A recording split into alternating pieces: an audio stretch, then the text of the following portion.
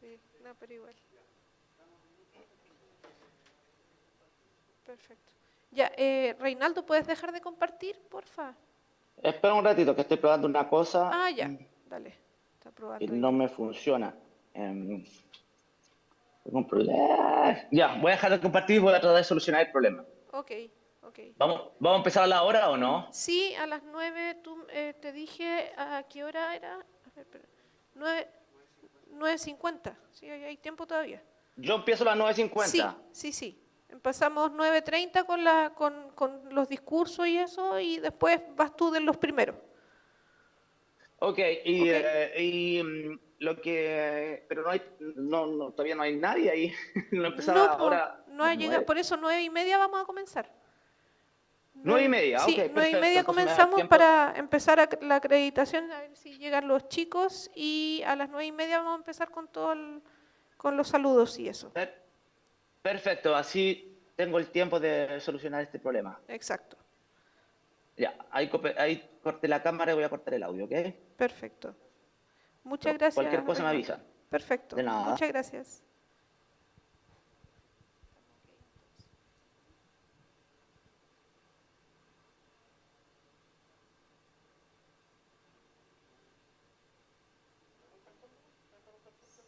Sí, por favor.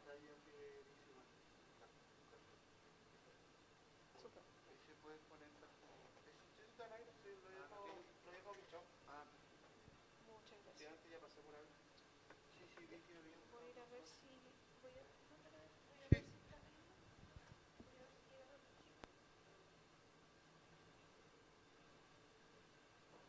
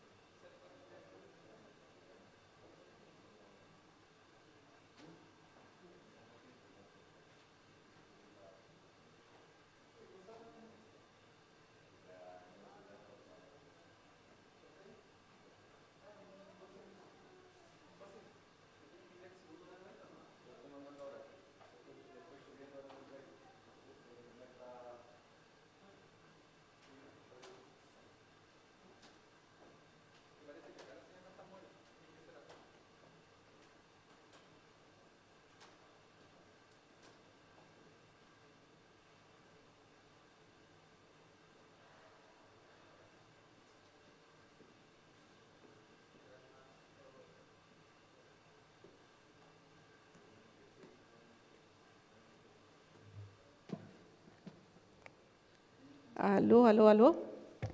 Aló, aló. Ah, ya se escucha bien.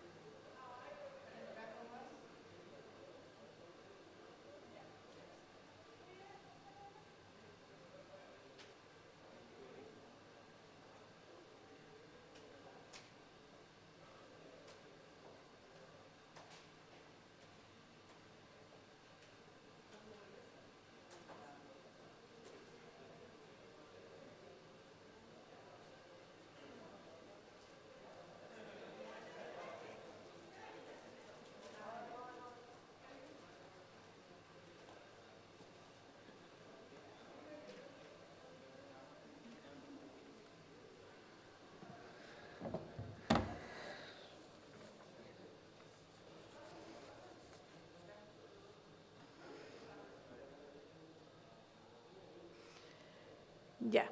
¿Me escuchan? ¿Sí? ¿Estamos ok con...? ¿Sí? Perfecto. Hola, muy buenos días a todas las personas que están presentes y a los que están conectados a través de streaming con esta señal. Mi nombre es Carolina Hernández, soy académica del área de inglés de la Facultad de Ingeniería del UMAG y estamos organizando este primer encuentro de inglés para estudiantes de ingeniería y de arquitectura. La idea es poder compartir una instancia en la cual ustedes tengan que o puedan salir del aula convencional y puedan tener una exposición directa y real a temas que pueden ser de interés de ustedes, ¿cierto?, dentro del ámbito profesional, para que puedan interactuar y puedan tener una relación más global, digamos, con el idioma, pensando en que va a ser una situación muy similar a lo que ustedes podrían experimentar en algún otro lugar, ¿ya? Para eso tenemos algunas presentaciones. Estas presentaciones, algunas son en español, pero la gran mayoría son en inglés, ¿cierto? Para que ustedes puedan también poner a prueba, digamos, su comprensión auditiva y también que puedan interesarse en algunos temas de los que les tenemos preparados, ¿ya? Tenemos varias presentaciones, como les decía, todas ellas de alguna forma se vinculan con temas de ingeniería, algunos con temas de arquitectura también, ¿ya? Por lo tanto, espero que sea una buena experiencia y que podamos disfrutar, ¿cierto?, todos juntos. Tenemos algunas presentaciones como para poder mencionarlas, ¿ya? Tenemos la presentación de Reinaldo Saavedra, que va a partir. ¿Ya? Después tenemos la presentación de Gonzalo Valdivia y José Rivera. Después vamos a tener la presentación de Francisca Fassbender. Después tenemos la presentación de Víctor Fontalvo. Después de eso vamos a hacer un coffee break y después volvemos a otra presentación de José Rivera, que va a ser una presentación digamos, más especializada, ¿ya?, en el área de ingeniería. Y finalmente vamos a tener también la presentación de Antonia Kovacevic, que nos va a acompañar desde el Colegio Británico, que nos va a mostrar una experiencia bien interesante con respecto a un proyecto que ella ha presentado y que se ha adjudicado, ¿ya?, en un concurso. Así que eso es más o menos lo que les tenemos preparado. Y antes de partir, digamos, la parte inicial del programa va a ser en español, ¿cierto?, para poder hacer una pequeña contextualización de la actividad. Y vamos a partir con unas palabras del decano, Claudio Gómez, ¿ya?, que va a dirigirse a los presentes y a las personas que nos están escuchando a través de Internet. Muchas gracias.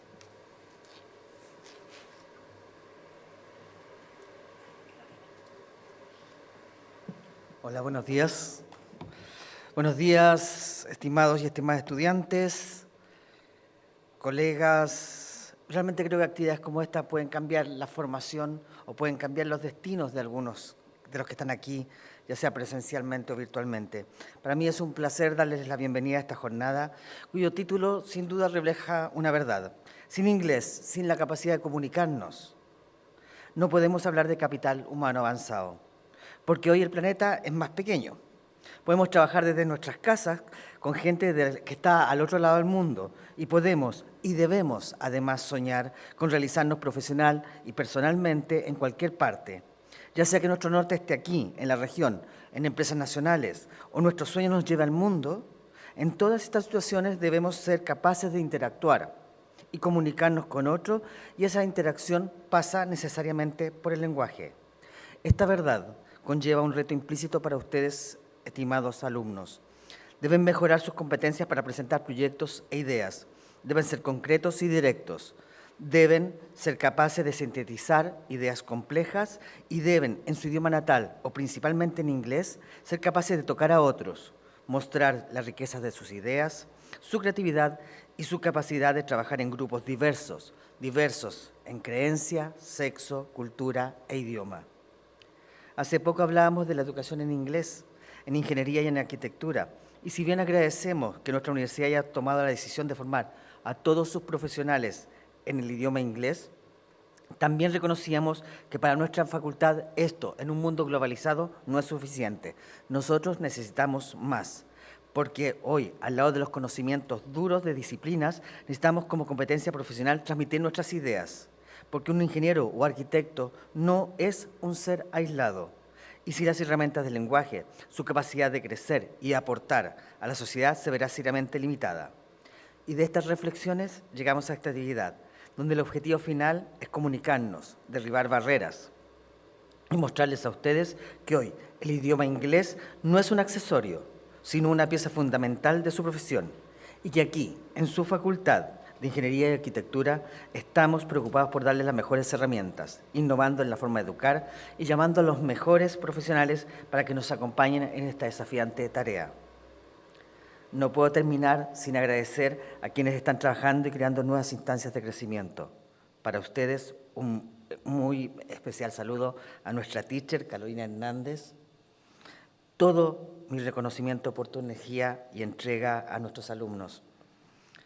Muchísimas gracias, Gonzalo, Víctor, Francisca, Reinaldo y José, por su tiempo y su compromiso con las nuevas generaciones. En actividades como esta, es un orgullo ser decano de esta facultad, por lo cual yo también debo agradecerles. Por agradecerles por hacer cumplir un sueño de más de 60 años, de hacer ingenieros y arquitectos aquí, en la Patagonia, al final de América, profesionales que cambiarán nuestra tierra de Magallanes, nuestro Chile y el mundo. Mi invitación para hoy, a los que están presentes y a aquellos que están virtualmente, es a participar y disfrutar de esta jornada en su facultad y en su universidad, en la Universidad de Magallanes, la universidad pública de esta gran región llena de oportunidades, nuestro Magallanes. Muchísimas gracias y bienvenido.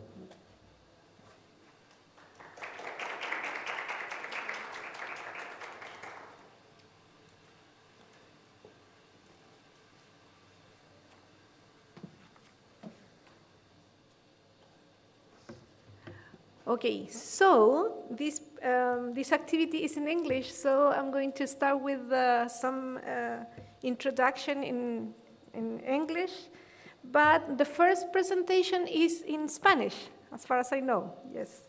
So we are going to see now the presentation of Reinaldo Saavedra. Yeah.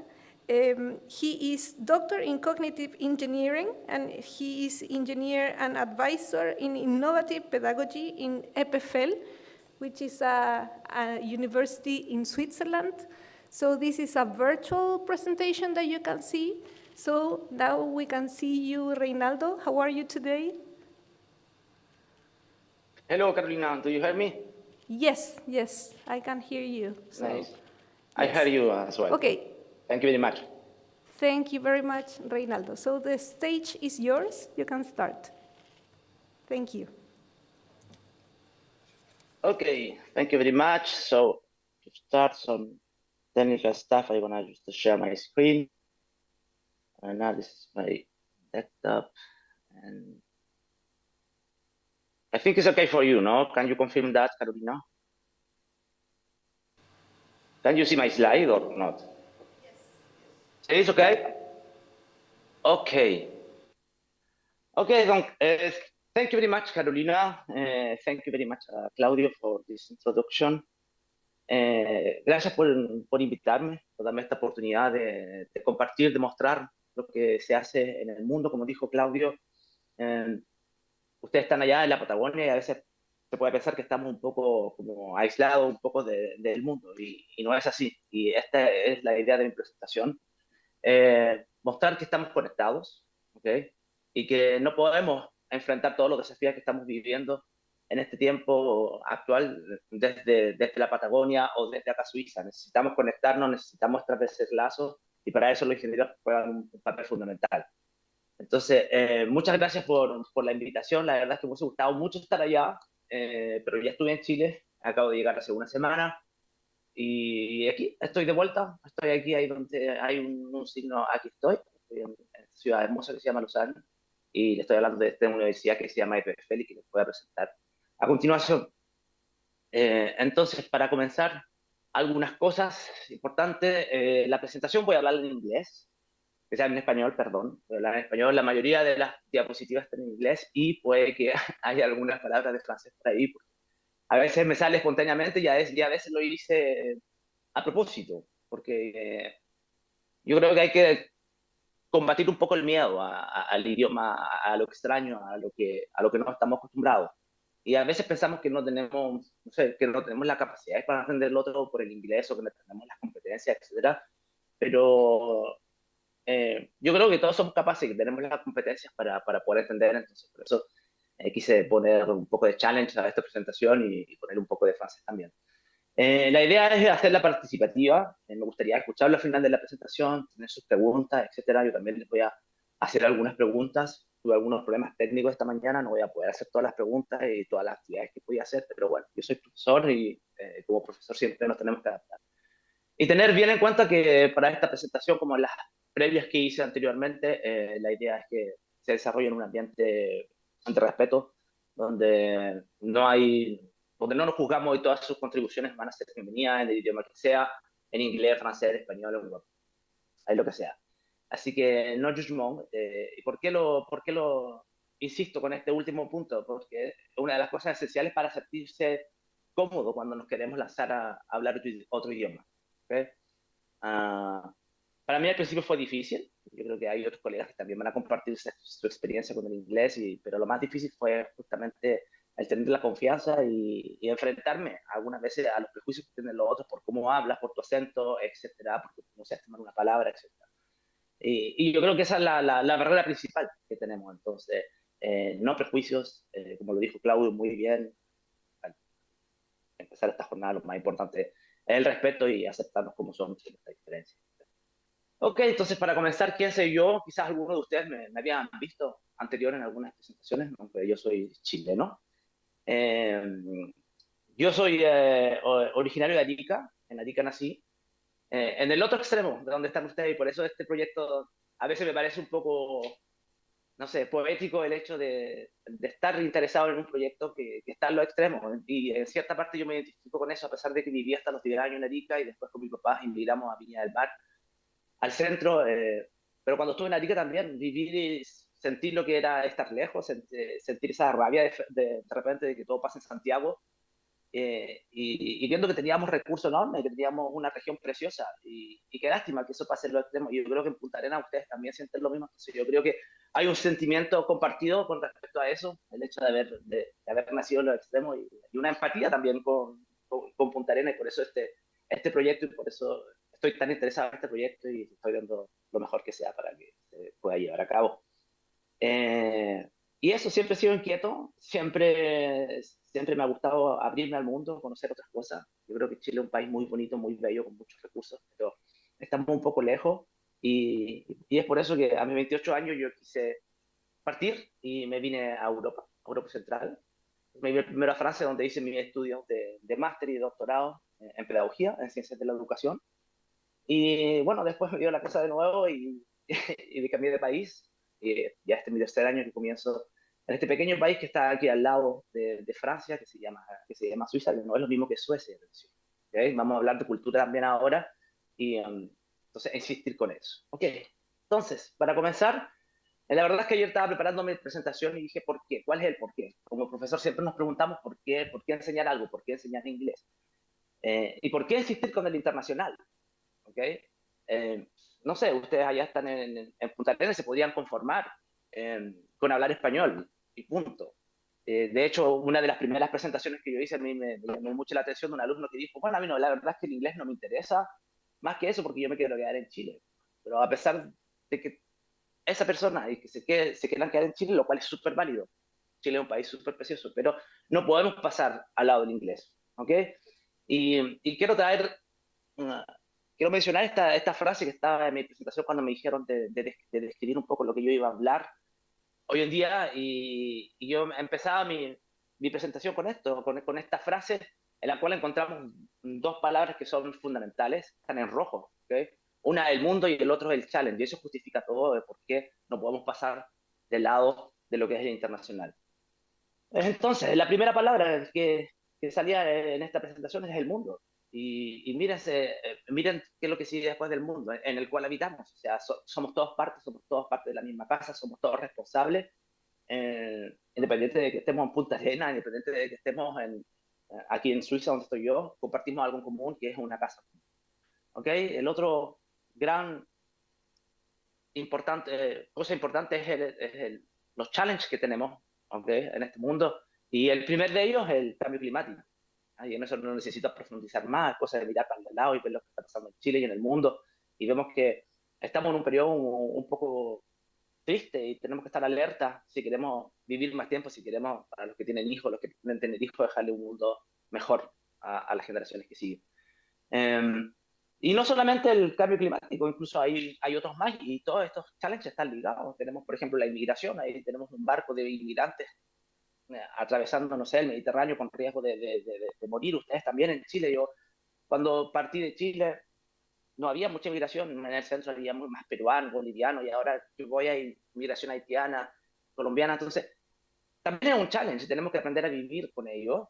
Y bueno, y también tenemos las guerras. Los científicos dicen que, bueno, las guerras generalmente no influyen en el cambio climático directamente, pero pueden provocar que estos conflictos sean, y que el cambio climático sea más grande y se expanda más este conflicto. Entonces, tampoco nosotros no estamos ajenos a estas guerras, a pesar de que son lejos de Punta Arenas, pasa la guerra en el Medio Oriente, pero de alguna u otra manera influyen. Entonces, tenemos challenge y no tenemos opciones.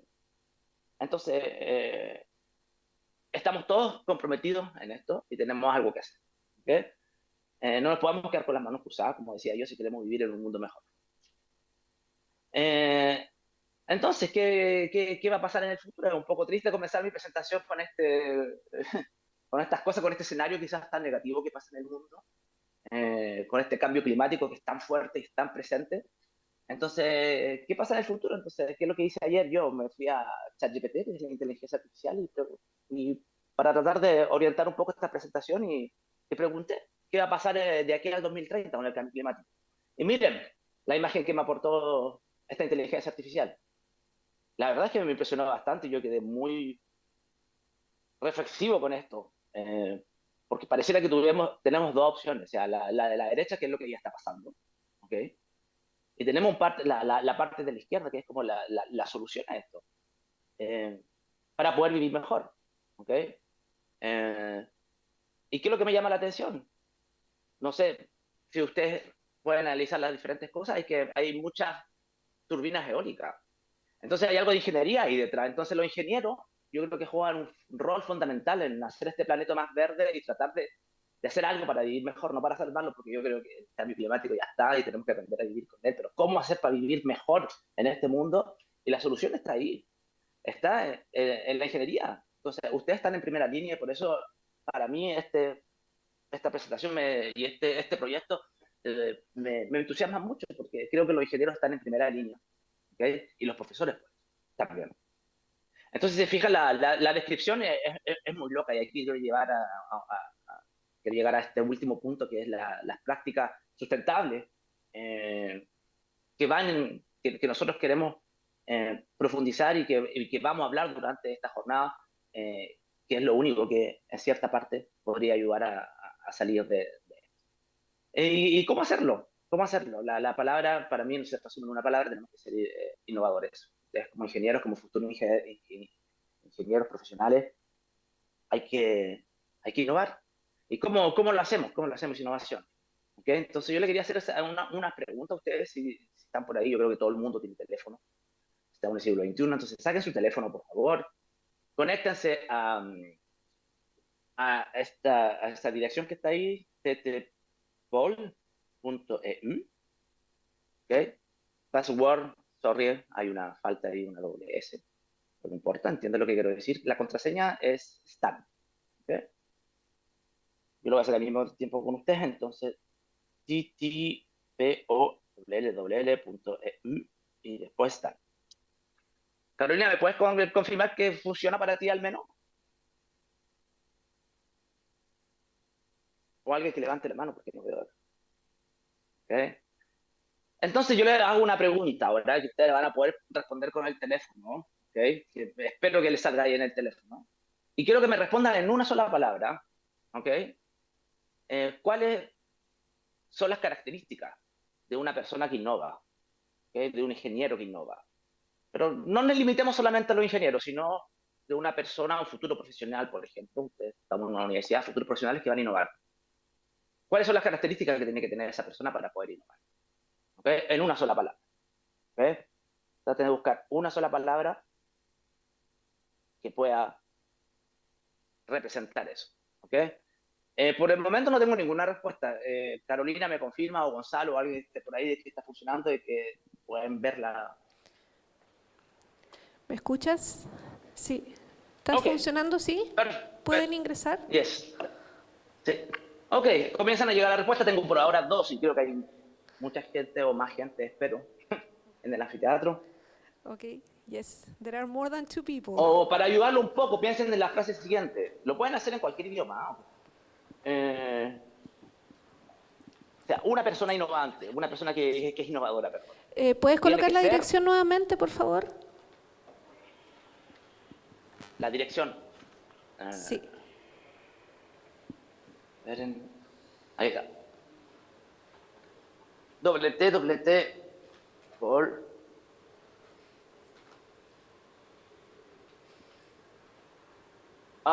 Entonces necesito que todos tengan la dirección porque perdí la respuesta teníamos 4 colectadas y se perdieron algunas. Entonces, por favor, los que ya habían contestado comiencen de nuevo y comiencen a escribir su respuesta.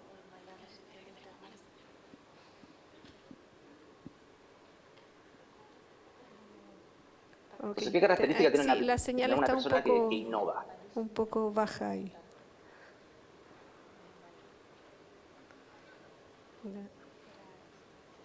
Ok, muchas gracias por el momento. Están ingresando la información, pero la conexión no está muy buena, por eso que cuesta que llegue la respuesta. Ok, no importa, vamos a improvisar. Tenemos 5 respuestas, lo cual no es malo. Entonces voy a dejar por unos segundos y de ahí vamos a pasar a la siguiente etapa. Ok, entonces, ¿cuáles son las características de una persona, de una persona que innova? Creo que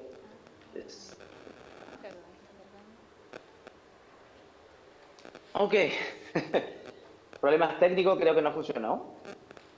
No tengo la respuesta, no sé por qué partieron todos. Yo creo que, como dijiste tú, Carolina, a lo mejor quizás es un problema de conexión, pero no importa. Vamos. Voy a tratar de dar la respuesta. Esperen, ahora se reanudó todo.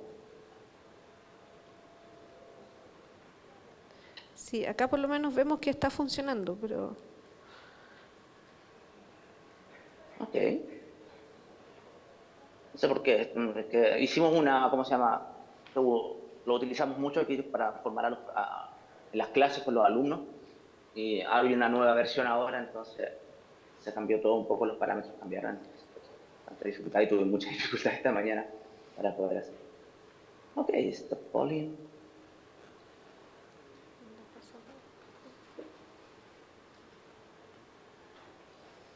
Ok, bueno, improvisation. Vamos a continuar porque no sé por qué no puedo ver la respuesta a ustedes.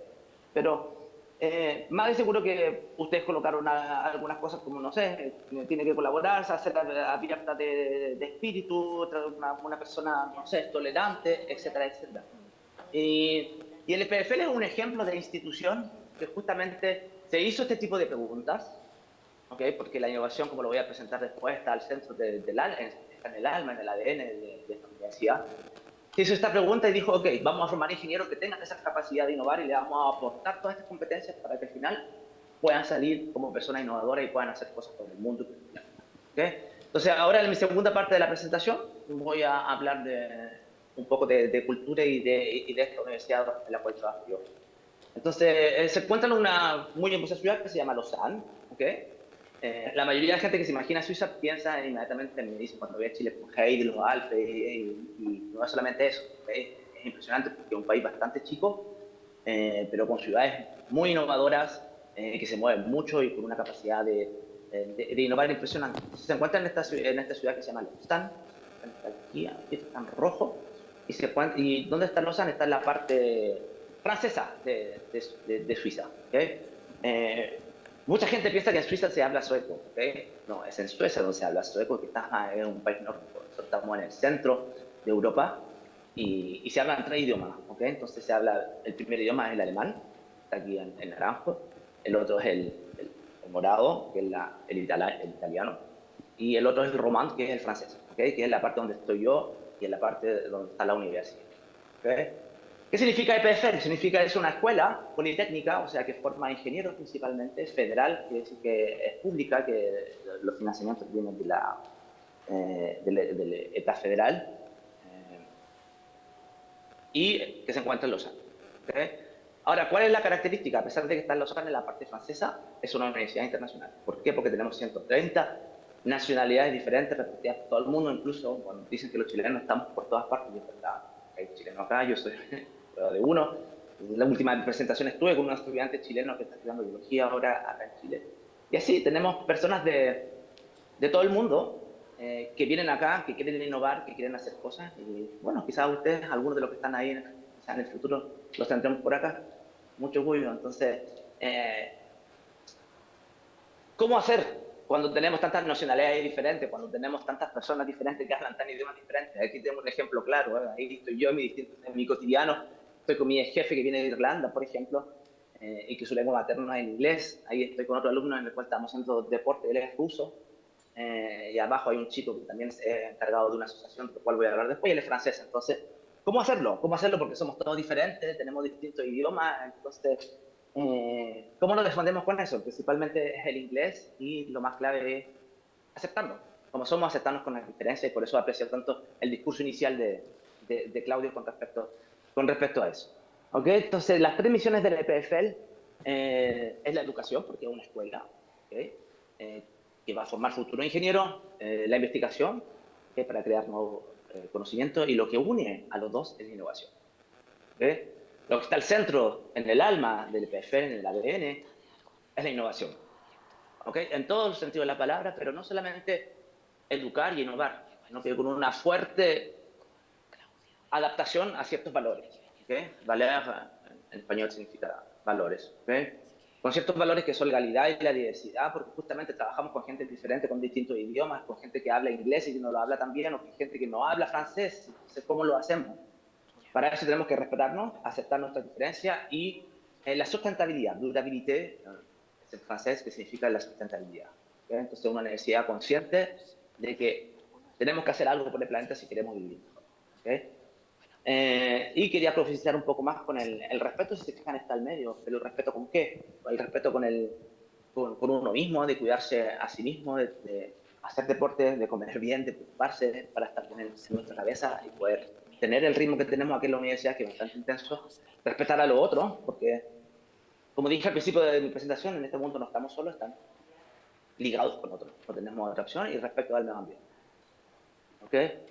En la educación, ¿qué es lo que pasa? La educación es como una universidad, como un poco cualquiera, como el esquema un poco similar a lo que podemos contar en la mayoría de las universidades. Me imagino que ustedes se reconocen un poco acá porque hay distintas escuelas. Pero la diferencia de Chile es que todas estas ingenierías confluyen la una en la otra. ¿Ok? Los chicos aquí hacen de repente proyectos y hay un ingeniero, hay un filósofo, hay una chica que viene de, no sé, un chico que puede venir del colegio de management, hay un arquitecto, y entre todos juntos tratamos de solucionar problemas que puedan responder a los problemas actuales, notablemente el cambio climático, por lo cual empecé mi presentación. Entonces, la base para mí de la innovación es romper un poco los códigos, salir un poco de su zona de confort y decir, ok, voy a soñar, voy a experimentar, voy a tratar nuevas cosas. Ese es el espíritu del EPFL, y para eso, bueno, ponen muchas cosas a disposición para que se pueda lograr esa excelencia. Entonces, la primera cosa es la calidad. O sea, nosotros formamos los profes, y eso es lo que yo hago acá en la universidad. Yo trabajo en el Teaching Support Center. ¿Y qué significa? Que lo que hago, le doy capacitación a los profes de cómo ser mejor, de cómo crear, de cómo innovar, de cómo hacer un curso en el cual vamos a romper justamente esos códigos, de cómo hacer un curso para motivar a los chicos, para que sueñen y para que puedan poner en práctica todo su conocimiento. Entonces, los profesores juegan un rol fundamental. Para la innovación, 3 claves de la innovación que tenemos. Lo primero, soñar, y le agradezco a Claudio porque también lo dijiste cuando tú empezaste tu presentación con respecto a soñar, que es importante, ¿ok? Para innovar tenemos que soñar y soñar en grande, no soñar pequeño, que visualizar más allá, y una vez que tengamos ese sueño, romper los códigos, y atreverse, ¿ok? A decir, ok, voy a ser innovador, voy a hacer algo nuevo, algo que va a romper un poco lo que está establecido, salir un poco de mi zona de confort. Y la tercera etapa es working hard con otros, con otras personas de manera colectiva, ¿ok? Siendo autodisciplinado y teniendo confianza en sí mismo. ¿Okay? Entonces, para mí son tres claves importantes de la innovación y me imagino o espero que haya salido cuando yo le hice la pregunta con este útil que no funciona. ¿Okay? Entonces, el EPFL pone distintas cosas a disposición de los alumnos para que se pueda provocar esta innovación. Y una de las cosas que pone a disposición es la infraestructura. Y aquí tenemos el Rolex Center, que es donde yo trabajo, que fue un edificio que llevaron a concurso internacional para hacer algo nuevo, algo loco, un edificio innovador, donde pasen cosas, y se llegó a este resultado, financiado por Rolex. Entonces, bueno, hay plata detrás.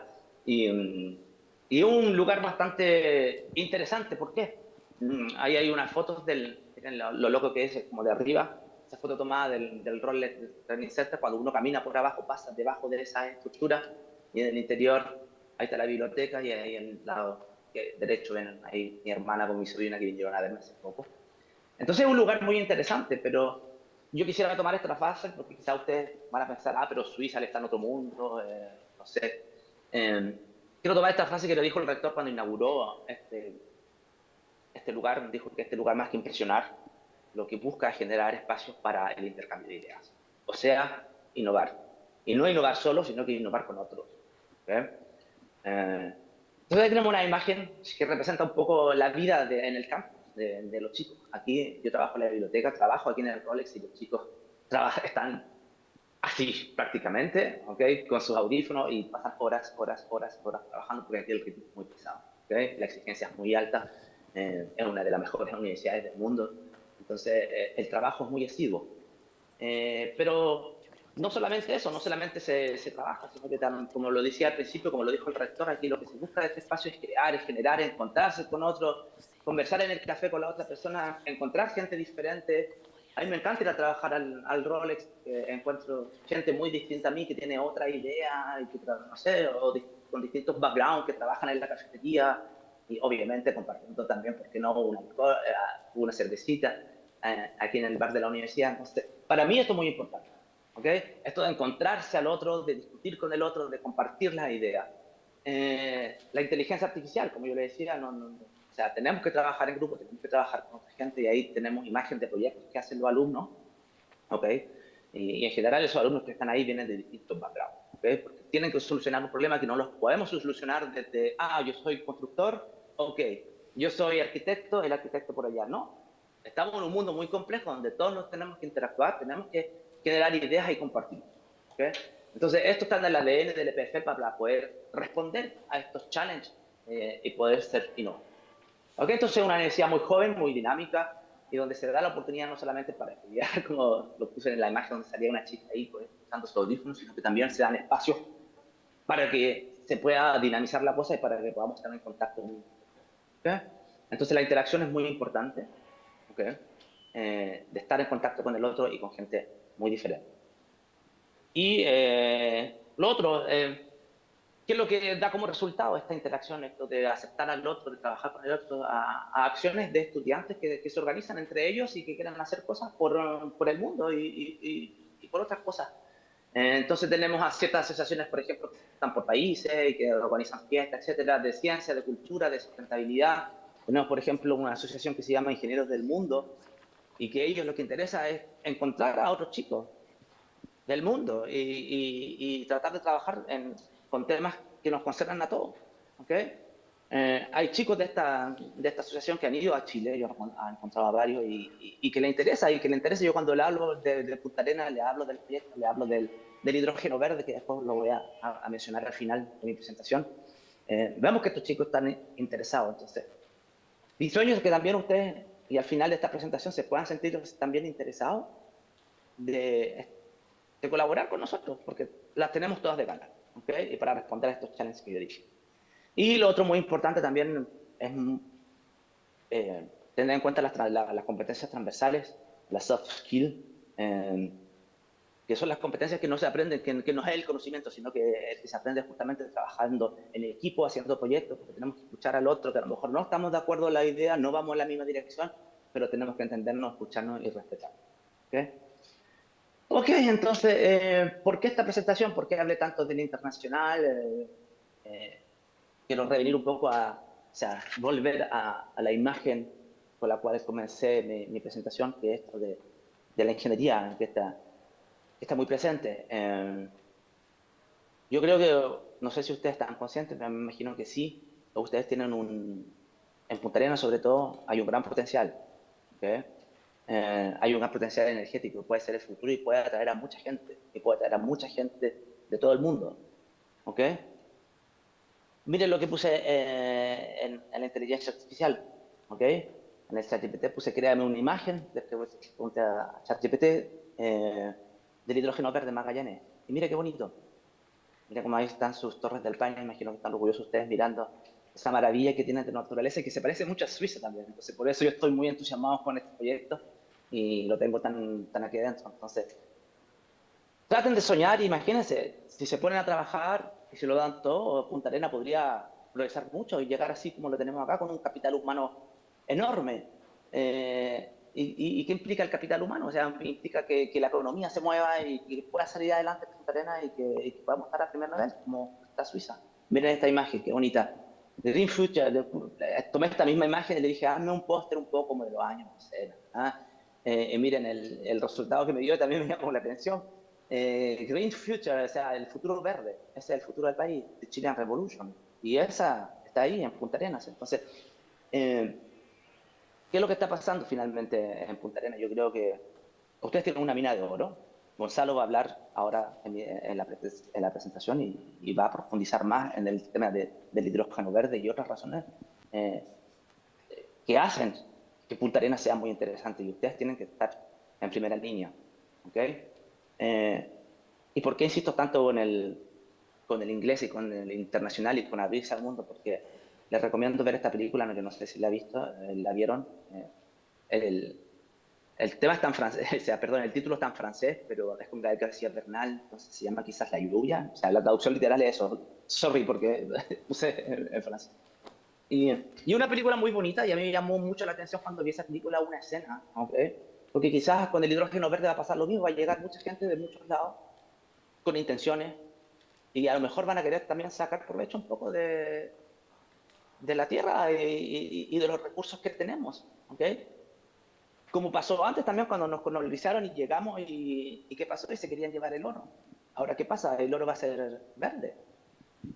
No podemos cometer el mismo error de antes y decir, agachar la cabeza y decir, ok, llévense todo. No, tenemos que negociar, tenemos que comunicarnos con la gente extranjera. No tenemos opción, como le dije, ya estamos todos conectados y tenemos que abrir la puerta. No podemos cerrarnos y decir, no, este hidrógeno verde va a ser para nosotros solamente. No, hay que abrirlo porque hay que abrir las puertas a otras personas que vengan y que creemos juntos. Entonces, esta imagen que está a la derecha es muy bonita porque me acuerdo, para dar un poco de contexto, eran extranjeros que venían un poco a explotar esta zona con muchos recursos naturales y había este indio que en algún momento él era muy preparado y él entendía el inglés.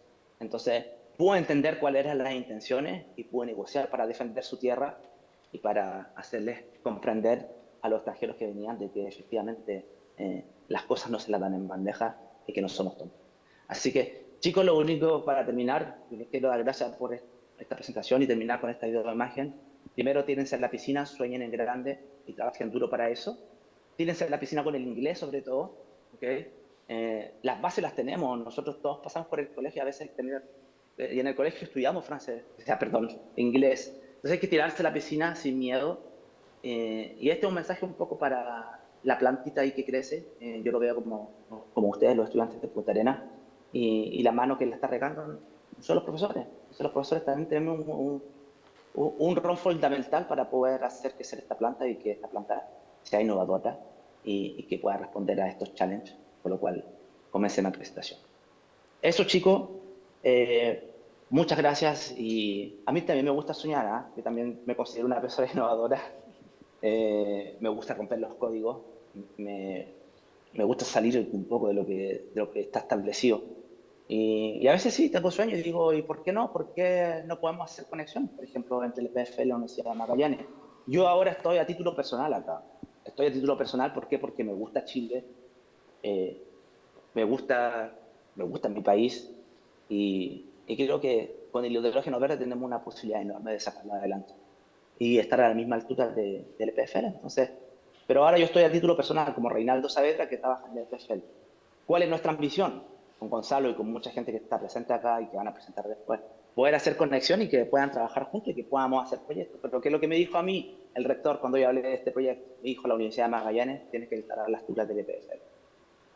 ¿Por qué? Porque es una de las mejores universidades del mundo y ella necesita, o sea, todas las universidades, hay muchas universidades en el mundo que vienen y que quieren trabajar con el EPFL. ¿Okay? Entonces, para que el EPFL pueda abrir esa puerta, nosotros necesitamos que ustedes estén a la altura, que trabajen en inglés, que sean buenos en inglés, que puedan comunicarse y no vamos a perder esta enorme oportunidad. Así que eso es lo que pretendía yo hoy día, motivarlos, hacerlos conscientes un poco de todos los desafíos que hay detrás de todo esto. No es solamente el inglés, hay muchas cosas detrás. Entonces, ahora le voy a dar el lugar, la mano a Gonzalo, que va a explicar un poco más y va a entrar en detalle con este tema del hidrógeno verde, la sustentabilidad y a profundizar más por qué tenemos que tener esta visión internacional. Muchas gracias por vuestra escucha y no sé, me gustaría saber si hay alguna pregunta, algo que quieran aportar. Todas sus preguntas son bienvenidas. Okay, Ronaldo, thank you very much for your presentation. Thank you. Of course, this event is in English, and that was the first presentation, and it was a kind of context about the idea of the event we are going to have. But now you can ask any questions you have. You can ask in English or in Spanish. Yeah, so it's up to you. I don't know if you have any questions. It could be a very simple question, okay, no restriction for the question. Okay? Yeah.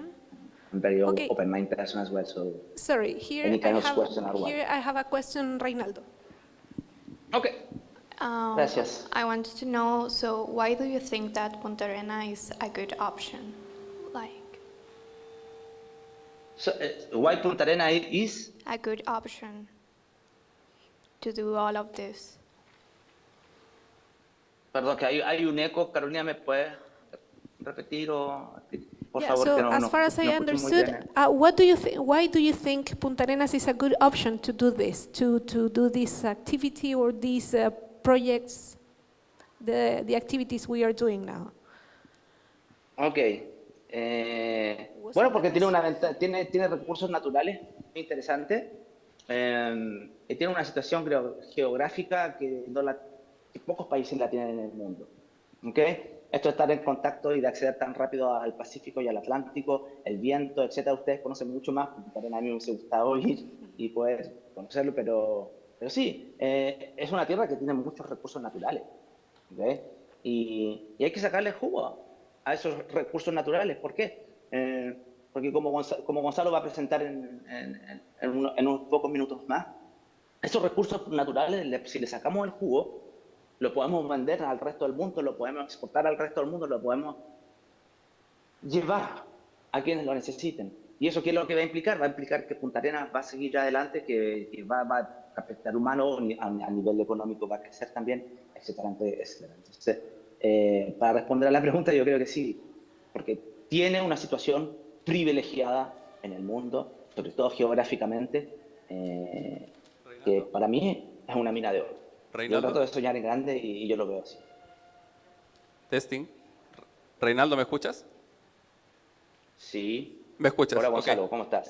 Hola, bien, ¿y tú? Sí. Ok. Creo que, gracias por la pregunta, estoy calibrando un poco la voz, ¿no? Ahora voy a hacer una presentación sobre el hidrógeno verde, de cómo esto va a afectar al capital humano, y creo que te va a explicar por qué esto es importante para ustedes que son el futuro capital humano, si es que lo deciden así.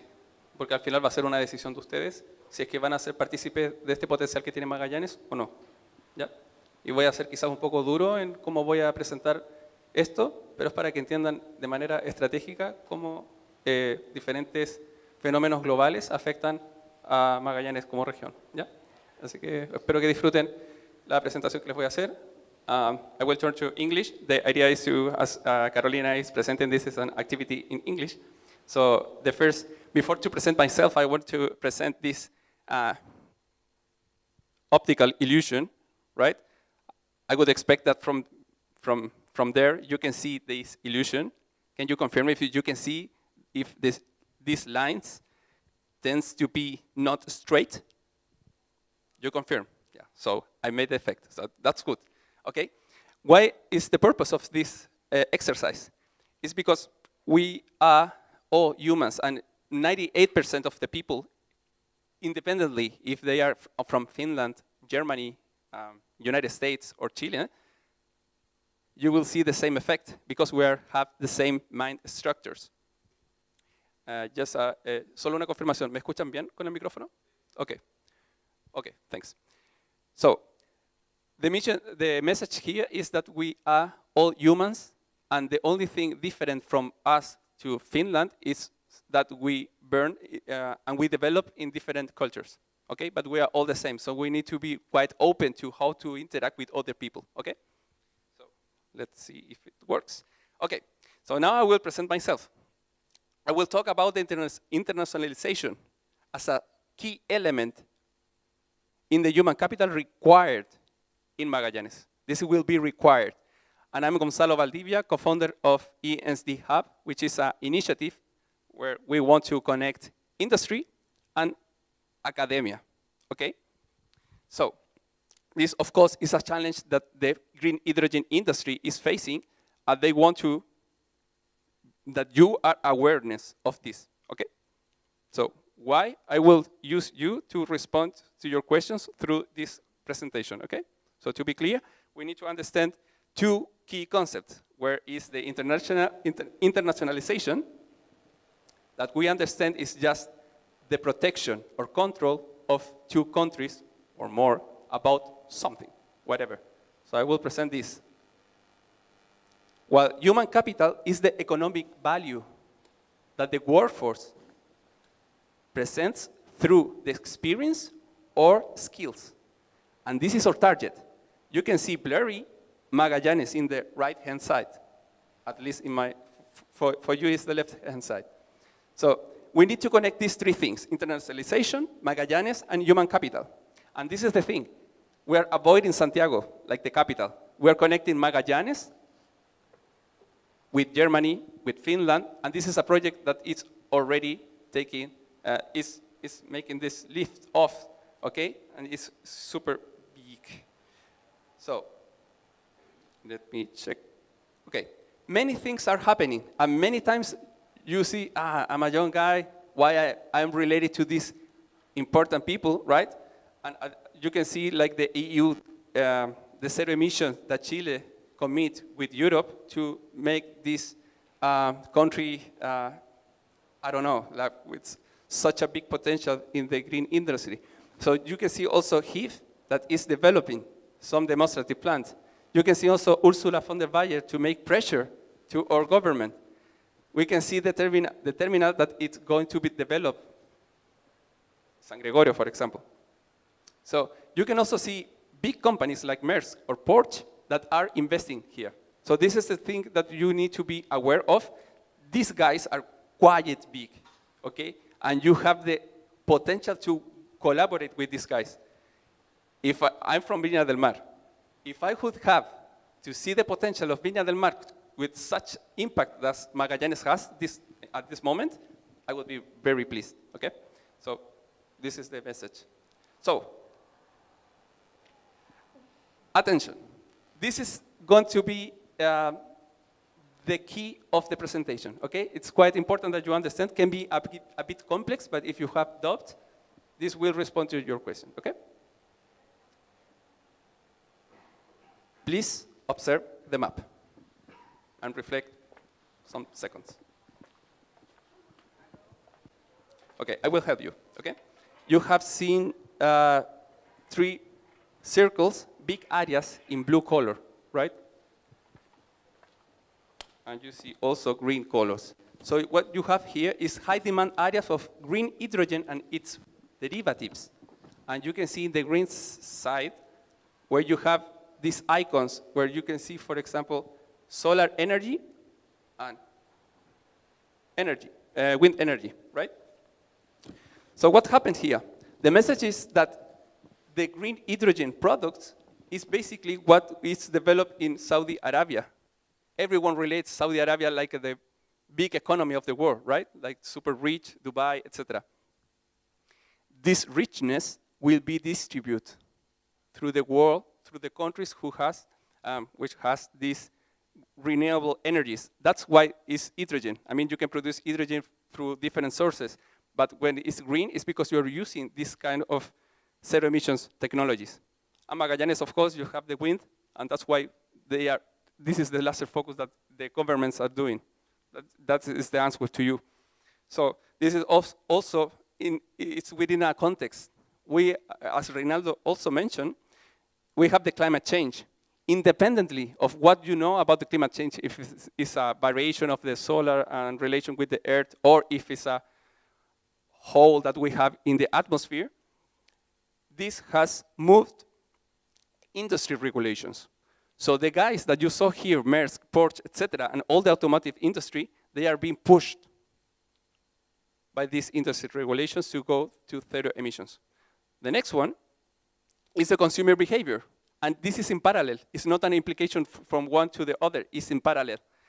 Customers, us, for example, we are looking for sustainable options. That triggers products, and products like the green fuels that you're going to produce in Magallanes, because it is more 90% likely it's going to be produced renewable installed capacity. To produce that hydrogen, we need something. And this is the question to you, guys.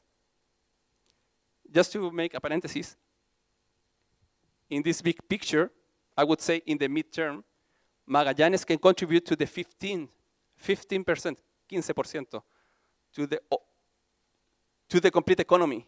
It's such a big number. It's super big number. So please be aware and develop this strategic mindset to be conscious about this. So I'm talking about you. So what is the 5? I will do little questions here, exercise. What is next? Advanced human capital is the option A, right? The B is technology and innovation. C, infrastructure. D, research. E, all of the above. 5, 4, 3, 2, 1. Okay, I would say that most of the people tends to say, okay, we need everything. Actually, Reynaldo commented about innovation. We need everything. But is that the 5 that we need? This is the question to you guys. Most of people think it's all of above. But as experts in strategy, we would say that advanced human capital is what is required. And that's why we're throwing this message to you guys. Because with advanced human capital, you can develop all the other things that can run in parallel. But not in parallel all together. And this is the complexity that the industry has right now. So I will be focused on the advanced human capital. And this is a reflection to, this is the topic that the industry is making. To develop advanced human capital in Magallanes, we must develop some skills. The first one is to develop an international skill set, because if you want to participate in this economy, you will need to develop English as a basis. It's the key. And then you will also to be open in culture. Yes, in culture, you need to interact with Germans, with Finnish people, I think is the word. So you need to develop also cross skills, how to communicate, how to eat different foods. It's not that I don't like that. I just eat corn. I don't know. It's an example. Be open. Be open. You can lose opportunities because of that. Always, it's a people observing you. Okay. The next one is be proactive and open to innovation. Open to innovation in advanced human capital. So then I recall what Reynaldo commented. Okay. That will pursue you to face new technologies. How to interact with artificial intelligence, for example, as a tool and not as a replacement of an engineer. Okay? You are the talent, you need to be the talent. Finally, and this is the last message that I would like to do, is set ambitions and think in the long term. Not think only in my test of next week, for example. Think as a chest, you know? Like, okay, I will set this ambition. I want to go to Switzerland. I want to go to the United States. I want to work with NASA, like these two guys here. And if you have set an ambition and you believe in yourself, I mean, you need to and set specific steps to go forward. It's the only way why people success. You set an objective and you go towards. If you are lost on that, if you have a cloud of dust, you will not achieve anything, to be honest. And this is the thing that is also a message not only for the students, but for the university. This is a challenge that the region is facing. And you need to challenge between ourselves, between you all. And, well, this is the ending of my speech. I just want to be reflective, that you can discuss with your friends and think, okay, what role do you want to do? You want to be in Magallanes, or you want to be in Santiago working from whatever? If I would be here, I would be pleased to work for my region, okay? So I'm returning to the first slide. The only thing different here is that we have another co-founder, that is Jose Rivera, that is currently working in the University of Berkeley and with NASA. So this is a quite inspiring story that you can learn from, okay? So this is the message. Be aware of the opportunities, because if you are not prepared, guys, this is gonna happen in 3 years. And if in 3 years you're not prepared with English, you're gonna lose the bus, okay? Thank you very much.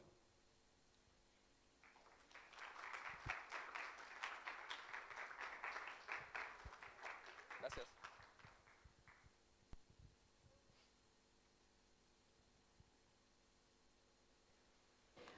We are going to wait for for José's presentation, and then you can ask questions to both of them, okay?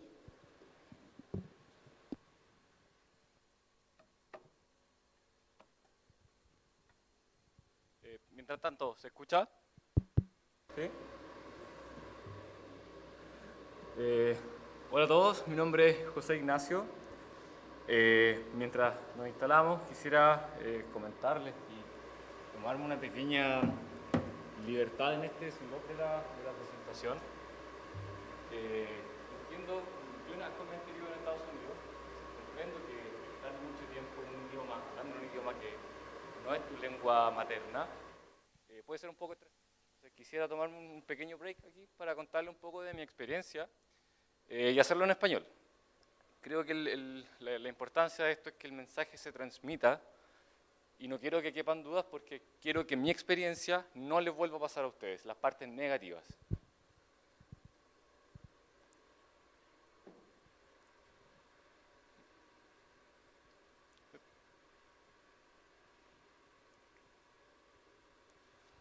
En honor al tiempo, les quisiera comentar un poco qué es lo que estoy actualmente, qué es lo que hago.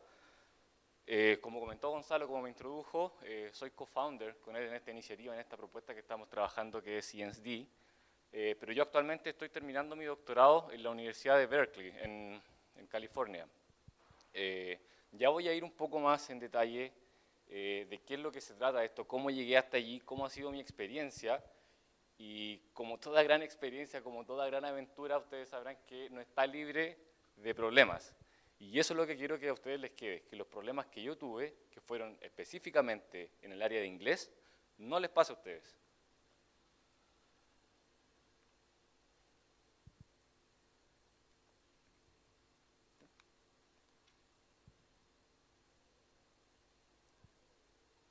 solo un minuto, creo que estamos casi con la presentación.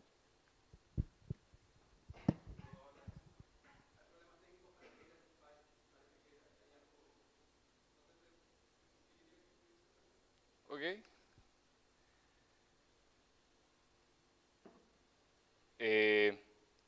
Me voy a saltar la primera parte porque era invitarlo a hacer una reflexión en cuanto a unas imágenes, pero lo podemos omitir, podemos volver a ello. Como les comentaba, yo actualmente estoy terminando mi doctorado en la Universidad de California de Berkeley. Para quienes no conocen, la Universidad de Estados Unidos, el estado de California, tiene muchas universidades y la Universidad de Berkeley es una de las más prestigiosas en el área de ingeniería mecánica. Un poco de contexto, es una universidad muy famosa, quizás más de alguno de ustedes habrá visto la película de Oppenheimer, en donde él estuvo en la Universidad de Berkeley, tuvo mucho de su desarrollo tecnológico y en research lo hizo allá. La Universidad de Berkeley es la mejor universidad pública de Estados Unidos y la tercera mejor universidad de ingeniería mecánica de todo el mundo. Entonces, para poner un poco en contexto, llegar hasta allí no fue fácil, me tomó mucho tiempo y mucho esfuerzo de preparación. Si solucionamos el problema técnico, voy a volver un poco sobre algunos de los puntos que estoy tratando, pero ¿cómo fue mi proceso? Luego, para todos estos procesos de postulación, cuando tú quieres entrar a una universidad de las tradicionales o de las grandes universidades americanas, perfecto.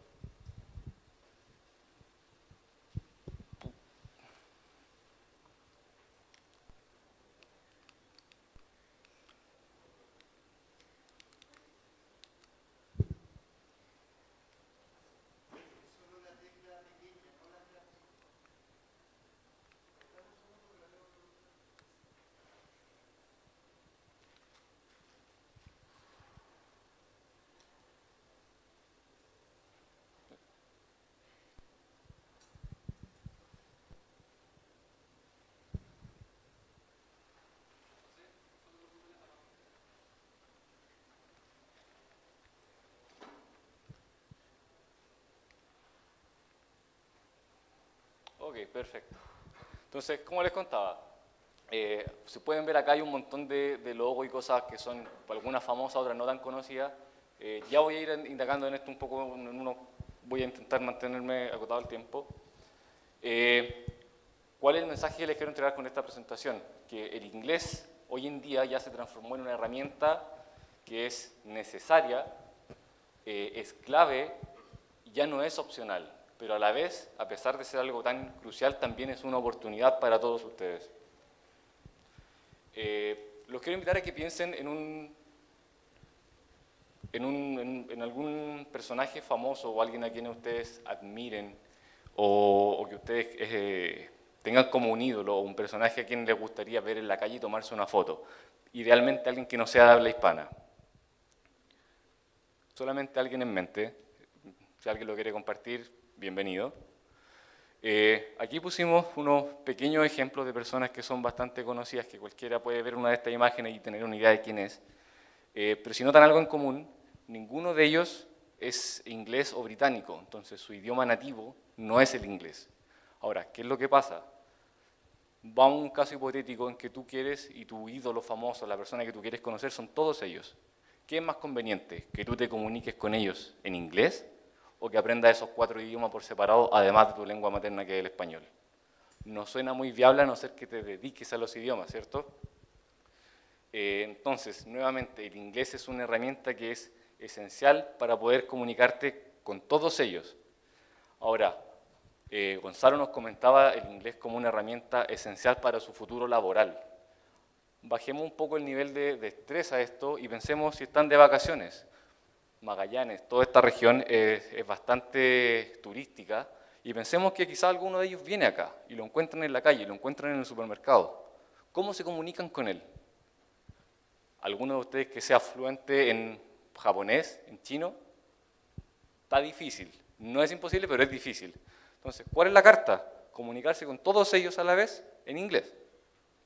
Ahora, esto es algo súper burdo, un ejemplo que puede ser, bueno, me perdí una oportunidad, no me tomé la foto con mi ídolo, no importa, nada es tan terrible. Pero ¿qué pasa? Cuando entramos al mundo laboral, a hacer nuestra carrera, como les comentaba, yo tuve este problema cuando hice mi postulación a la Universidad de California. Yo estoy haciendo mi doctorado en ingeniería mecánica, y más adelante voy a entrar en detalle qué es específicamente lo que hago. Pero ¿cómo fue este proceso? Fue bastante largo, una revisión de tu currículum y tu background bastante extensa, muchos meses de revisión, ronda de entrevistas, aprobar esas entrevistas, comunicarte en inglés con diferentes profesores, personal de admisión, de que tú eres con el perfil del estudiante que ellos quieren, luego más entrevistas, pero finalmente luego de muchos meses de este proceso extenuante de postulación, fui aceptado. Recibí la carta oficial que me ofrecían la posición para entrar y ser parte del equipo de la Universidad de California de Berkeley. ¿Qué es lo que pasa? En segunda revisión del background check de tus papeles más básicos, fui rechazado por el English Proficiency. Tú tienes que postular con tus pruebas de inglés, las pruebas estándar, y mi puntaje fue insuficiente. Entonces, luego de haber celebrado que estaba aceptado por mi background técnico, fui rechazado porque mi puntaje de inglés no fue suficiente. Ahora, pueden imaginar el nivel de frustración y decepción que eso significa, porque no es que tú no estás preparado para, de cierta forma lo estás, pero es porque no tienes las herramientas necesarias para poder comunicarte. Y eso es algo que a ustedes no les puede pasar. No va a ser el mismo caso probablemente, pero estando acá, cuando vengan la industria, la presentación que vimos antes, la presentación de Gonzalo y de Reinaldo, el hidrógeno, la sustentabilidad, todo lo que está pasando acá en la región, es inevitable, va a pasar, no es el quizás pase, va a pasar y ustedes deben estar preparados. La herramienta más básica que tienen es poder comunicarse en inglés. Ahora, ¿cómo ha sido todo este proceso desde que estuve en los mismos asientos que están ustedes hoy en día estudiando mi carrera, que no fue hace tanto tampoco? Luego de graduarme de ingeniero y obtener mi máster en ciencia acá en Chile, comencé todo mi proceso de postulación y decidí que quería seguir el camino de la academia y ir por un doctorado. Si se puede, como pueden ver ahí en la línea de tiempo, desde mis primeros años no hay mucho que hacer. Ahora, cuando fue toda mi etapa de postulación a la universidad, a Berkeley, tuve un largo proceso de mejorar este English Proficiency, tomar clases, rendir muchas pruebas, para tratar de alcanzar el score necesario para poder definitivamente entrar y tomar mi posición, porque es un lugar sumamente competitivo. Entonces, si tú no tomas tu posición en una semana, la lista de espera corre. No es una lista de espera de 5 estudiantes, de 10 estudiantes, son 5.000 los que postulan ese puesto.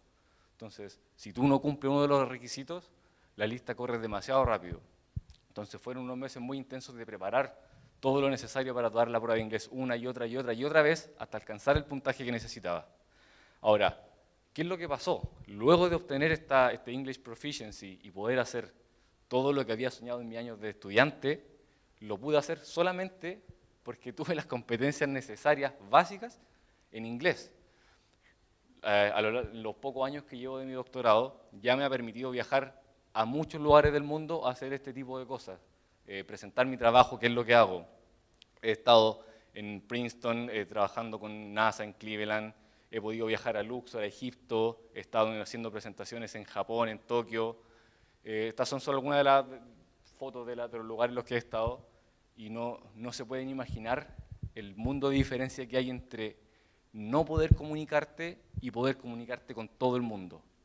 Es del cielo a la tierra y ese es el mensaje que quiero que les quede.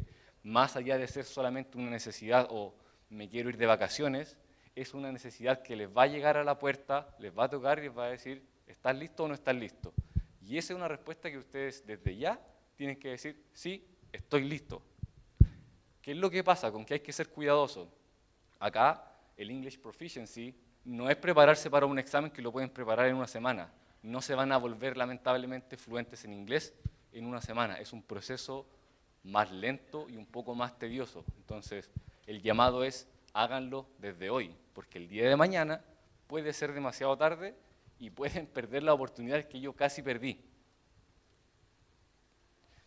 Uno de los hitos más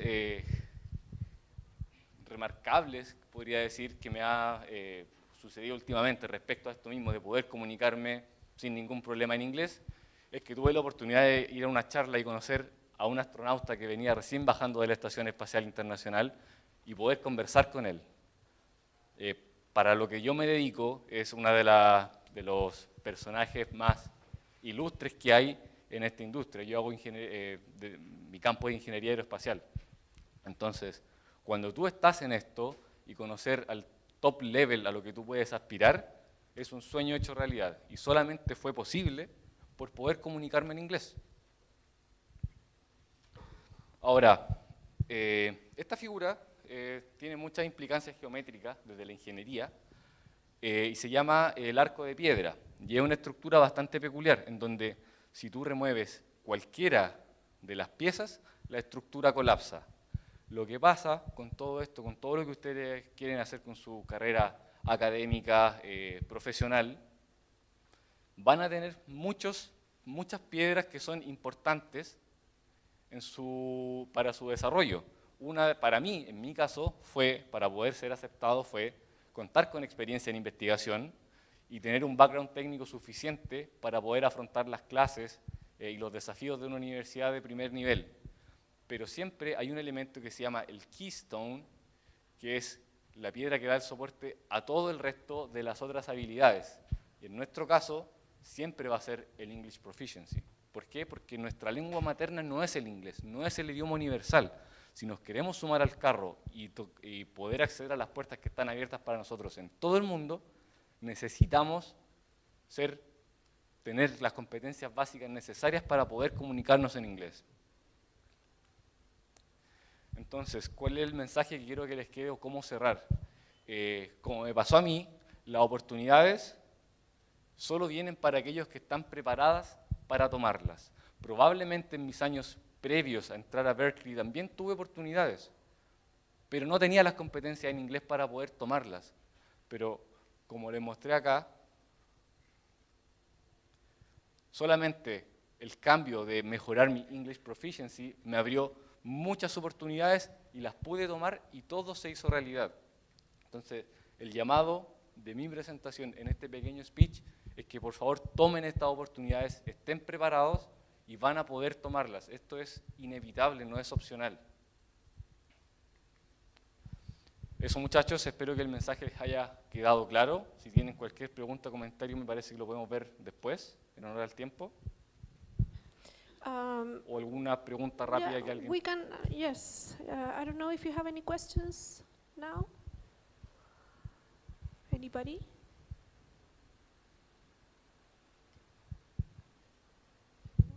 Okay. So here we have a question.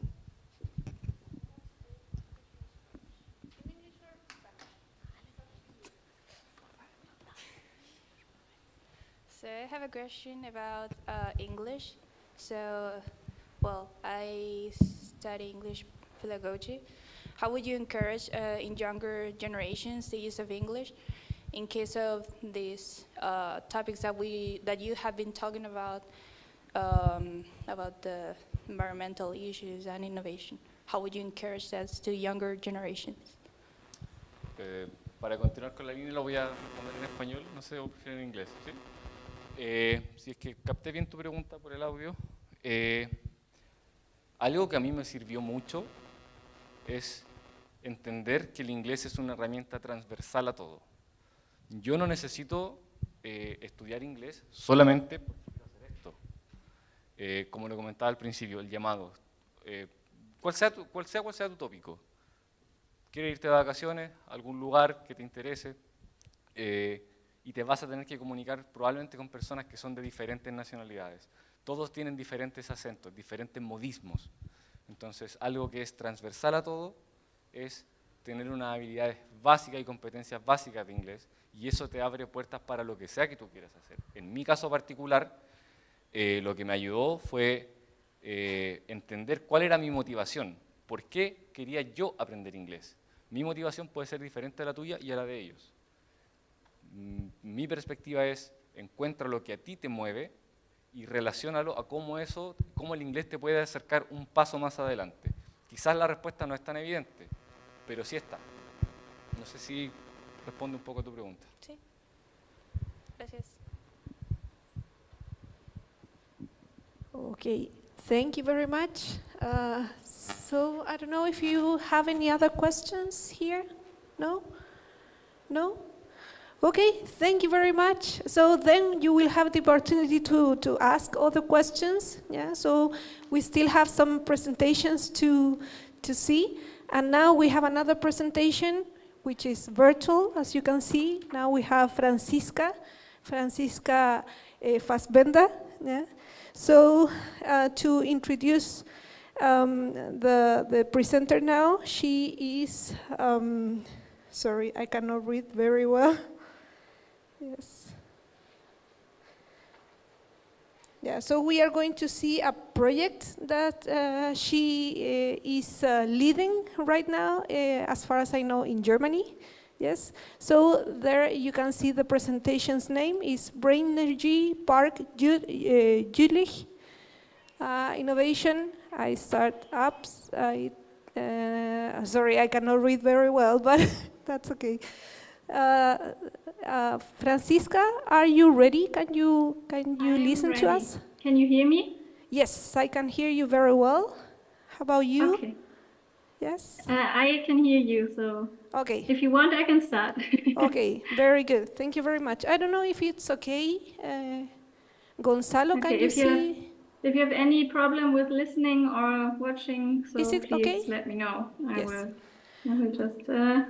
Yes. So just as Okay. as a short introduction, I just want to say that Franziska is going to show us some a presentation about construction and architecture.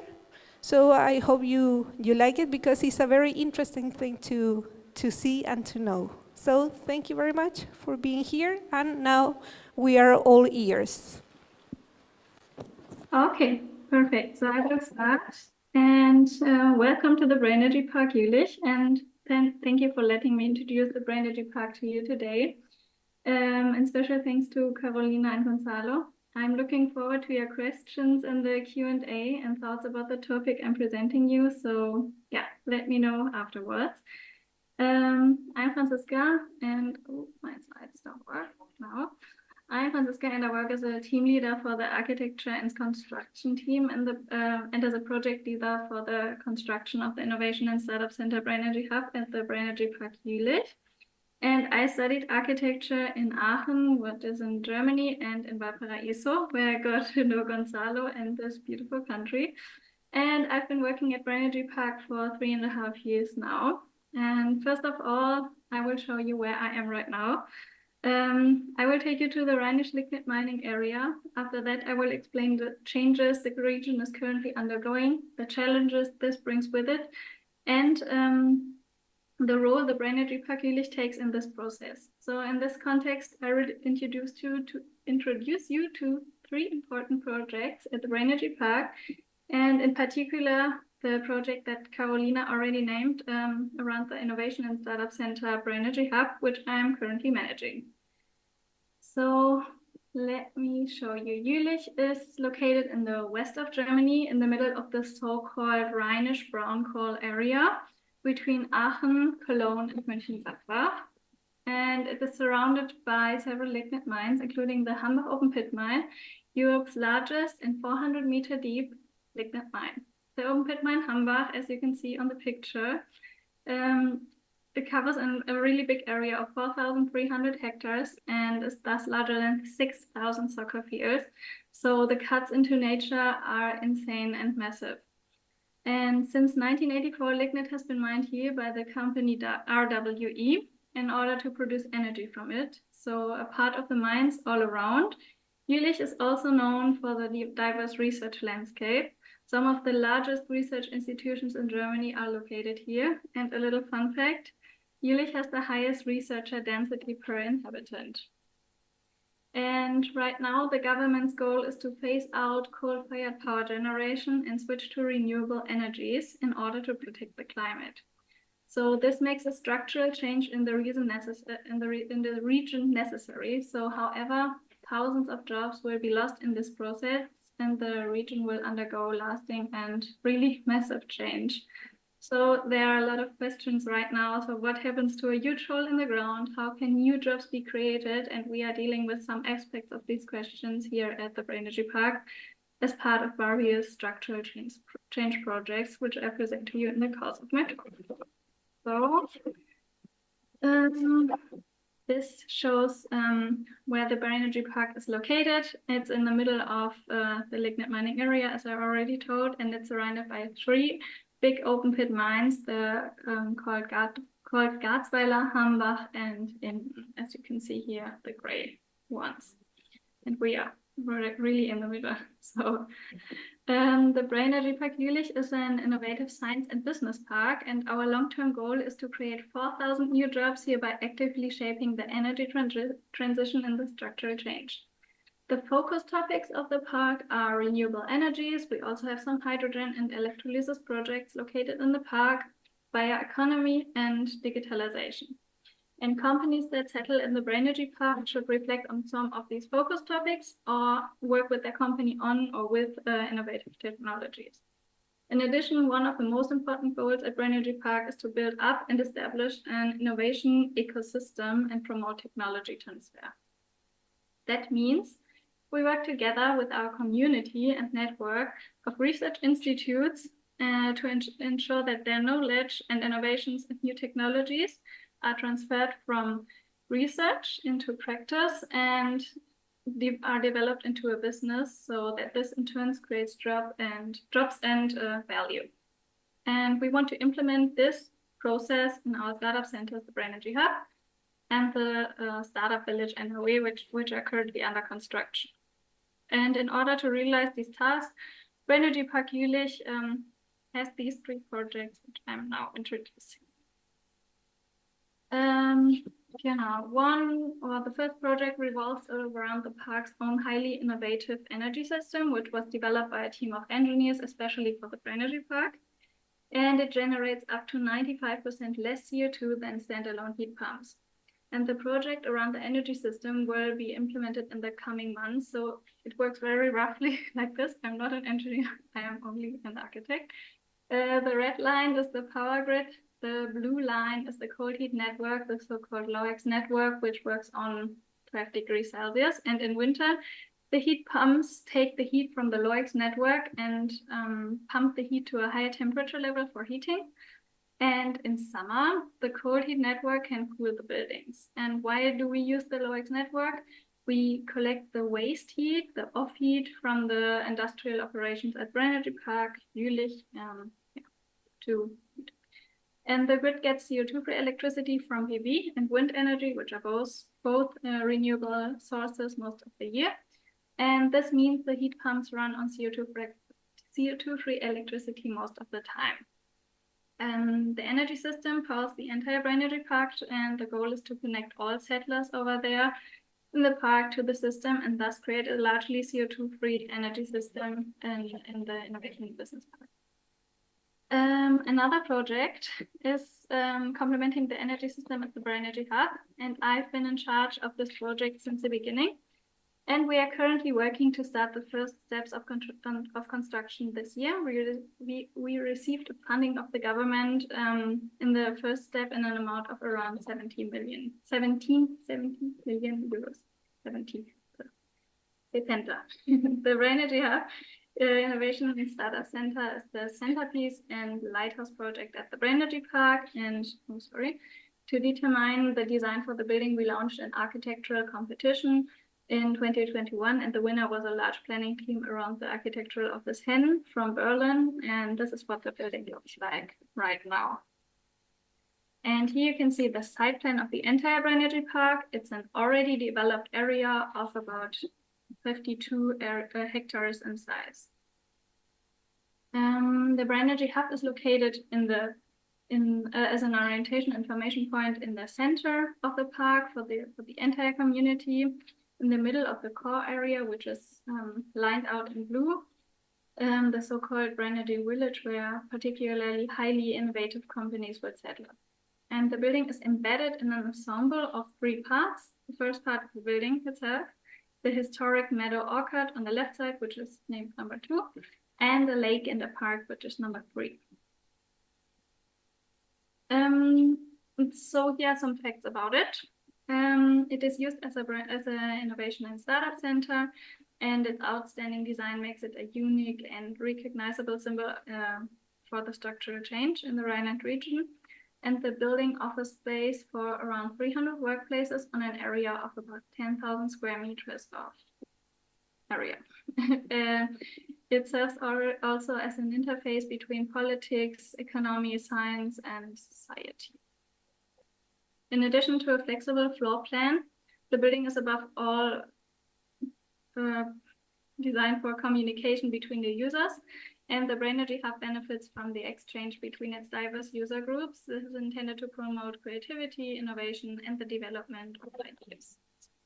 An overview of the user groups in the incubator shows how we focused on user-friendly architecture and above all flexible architecture and the planning from the very beginning. We don't know who will settle in the building and what will happen in the future, so we structured the building a little bit different to be very flexible, but I will explain that later on. And as a central structure in the middle of the Brainergy Park, the round building is omnidirectionally aligned. That means it's identically accessible and non-directional from all sides. So this underscores the Brainergy Hub's function as a central point of contact for the entire Brainergy Park community, as well as its location as a centerpiece and point of orientation in the park. And the concept of the building is composed of the primary modular and insulated structure, which we can see down on the downside, and a circular envelope with this on the upper side. And the envelope gives the building its circular identity, and it provides a space for the installation of PV panels. It's like it's extension of the office areas in the outer space. And the concept of the building is composed of that. And the basic grid is orthogonal, as you can see here. And it consists of a grid of 8.10 by 8.10 meters, as you can see over there. And the structure is a wood hybrid construction. That means the skeleton, for example, the beams and the columns, are made of wood, and the ceiling elements are made of reinforced concrete. And the modular construction is also accompanied by a very high degree of prefabrication, which means less waste on the construction site and shorter construction times. The design of the building and the construction has chosen to meet the demand of deconstructibility. The modular elements allow an efficient construction process in the end of use, also high potential of circularity, as you can see in this graphic. And the Brainergy Hub can be divided in various functional areas. As you can see on the graphic, the largest one is devoted to working and office space, and there are also networking areas, restaurant, but I will explain in the following slides because I have some floor plans for everyone.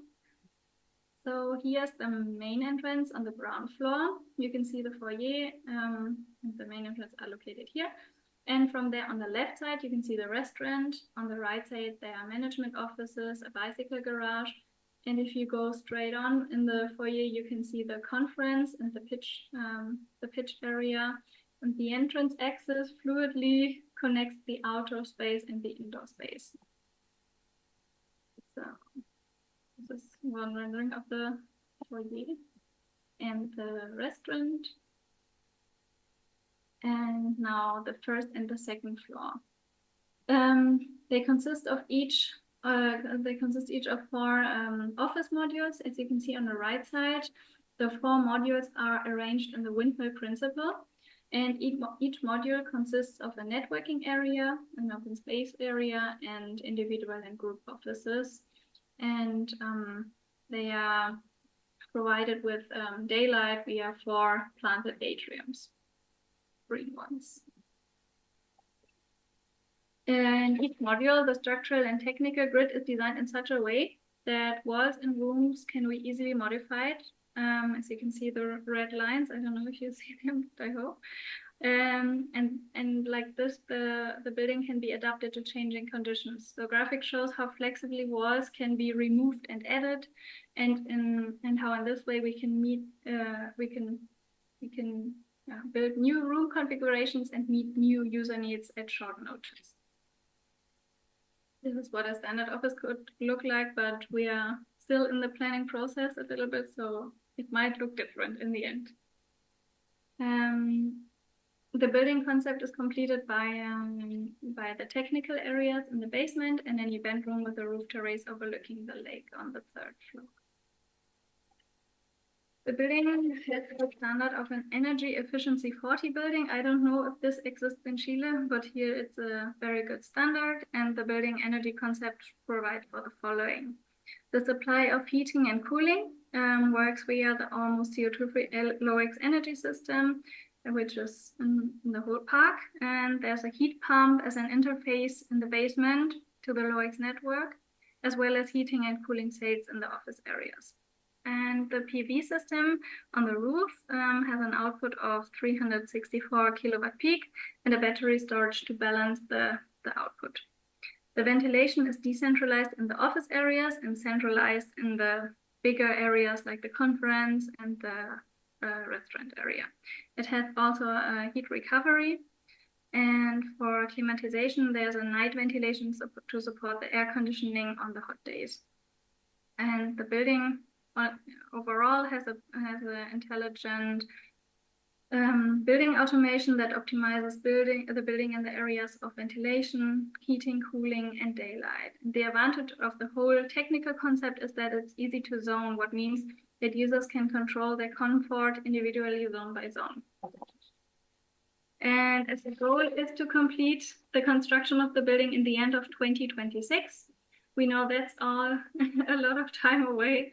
So that is why it's important to establish startup activities beforehand in the Brainergy Park. And ensuring this is the task of the precursor project to the Brainergy Hub, the Startup Village NRV. This now is a different project, the 3rd project. The Startup Village NRV. And the goal of the project is to establish a regional ecosystem with focus on green tech and social entrepreneurship. The focus is on community building over there and the cooperation with local research institutions and technology transfer. Because only in this way new jobs can be created in the region. And this startup village is already over there on the outside, so it's a little bit faster than the Brainergy Hub, and it already implements all the ecosystem activities already. And the Startup Village has set itself the goal of actively supporting the community in front of startups, as well as those interested in founding a company, for example, by organizing workshops, providing advice, implementing accelerator programs. They already have the Zebra accelerator and pitches. And the Startup Village is composed of a main wooden building and some smaller wooden modules around. And the modules are basically for working and networking. Yeah, so it's really wild. And yeah, it is based on the idea of Startup Village Amsterdam, which however was built from sea containers. And so in the end, all 3 projects are intertwined and all 3 contribute their part to the structural change in the Rhineland region. That's it. Okay, thank you very much. Thank you, Francisca. In order to take advantage of the time, we are going to leave the questions for the end of the event. So now we are going to see another presentation. So is it possible for you, Francisca, to stay to the end of the session? Is it possible or not? Yes. I don't know when is it exactly, because I don't have to know. work Yeah, it doesn't matter. So I don't know if you have any question about this presentation. Yes. So here we have a question. Give me just 1 second, please, to get there. Okay. Can you? Yeah. Here we have a question. Sorry, it's really short. I was thinking, is sustainable design an area that is booming right now in Europe, in your opinion? Can you repeat the question? Sorry, yeah. I can't hear it very well. So. Would you say that sustainable design is booming in Europe right now? Is there a lot of In Europe, demand? yeah. I got it. You asked, is sustainable design booming in Europe right now? I would say yes, of course. It's booming because I think everyone trying is to make their impact on building a better world. I think the difficulty is to not put your boom on only one material. So I think it's not right to say, oh, everyone should build in wood or wood hybrid or something like that. That's the challenge we had at our project, because I think it's important to build resource efficient. I don't know if it's understandable, because every material has their advantages and disadvantages in different positions. So you have to look which material is the best for your project. And I think in the end, this is the real sustainable building. But yes, there's a big boom for sustainable building, because everyone wants to contribute. And if you're building new, you're trying immediately to build good or sustainable. And there are also a lot of sustainable certifications, so you can make an audit of your building if it's sustainable and get a thumb up of some organization. I don't know how to explain. I see. Thank you. Thank you.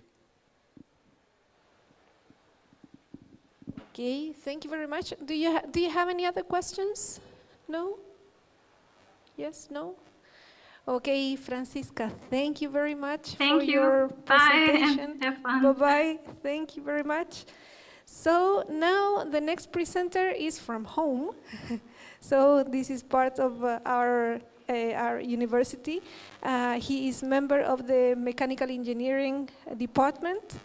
His name is Victor Fontalvo, and he's going to show us a presentation called Fuel Cells, How Do They Work? Okay, thank you.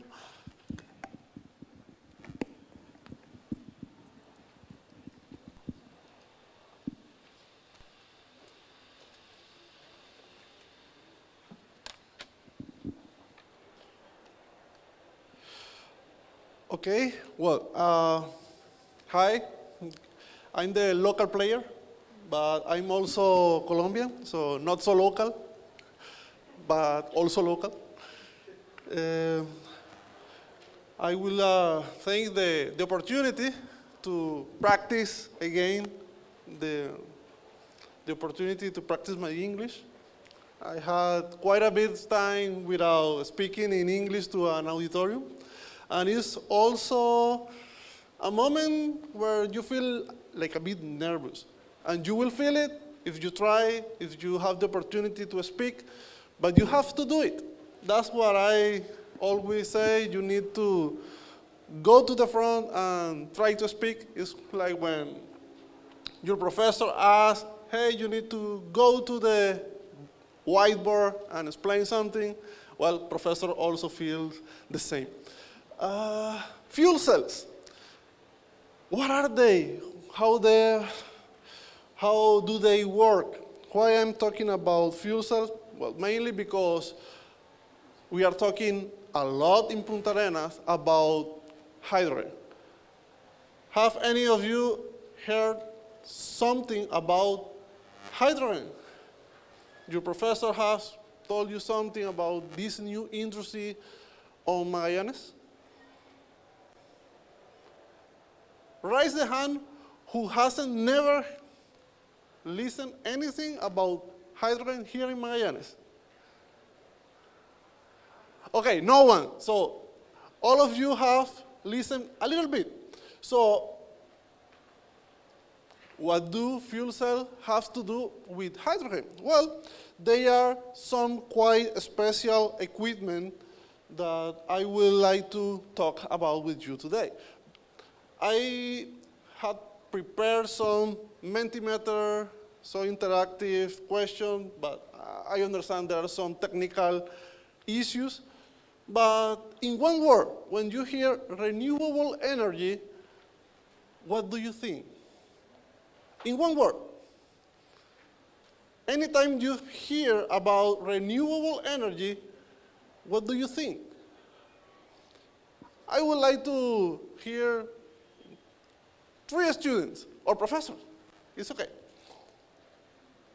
I think here something about our sustainable. Okay. What else? Progress. What else? Come on, one more. Money. Okay. Okay. And that's okay. Renewable energy means money. Renewable energy means progress. Renewable energy means sustainable. But the basic is I can renew it. I can replenish the energy. Very different than fossil fuels, for example, that they will deplete. I cannot regrow oil. Yep. So why do we like or why do we need renewable energy? Well, the main thing is we cannot depend forever from fossil fuels, for example. So solar energy, wind power, tidal, wave energy, even biomass are alternatives to provide the energy we require as a society. Again, what happened with fuel cells? Because the title was fuel cells. Well, I can get hydrogen from renewable sources. How?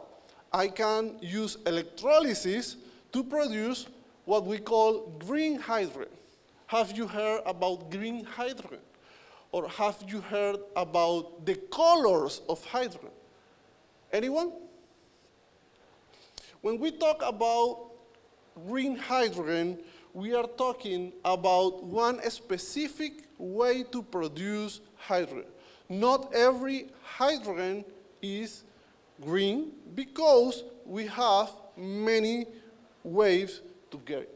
In Punta Arenas, in Magallanes, one thing I found is you have a lot of wind available. Yeah, you can hear it before coming to the city, but one thing is reading in a paper the average speed of the wind and something else living in the city. That was a surprise for me, by the way. And this wind is an opportunity to produce green hydrogen. How? Using electrolysis. Other alternatives are called gray, brown, and blue hydrogen. I won't talk about a lot about them, but green hydrogen, in a way, is friendly with the environment because I can use renewable energy to get it. So, where can hydrogen be used? Power, yeah?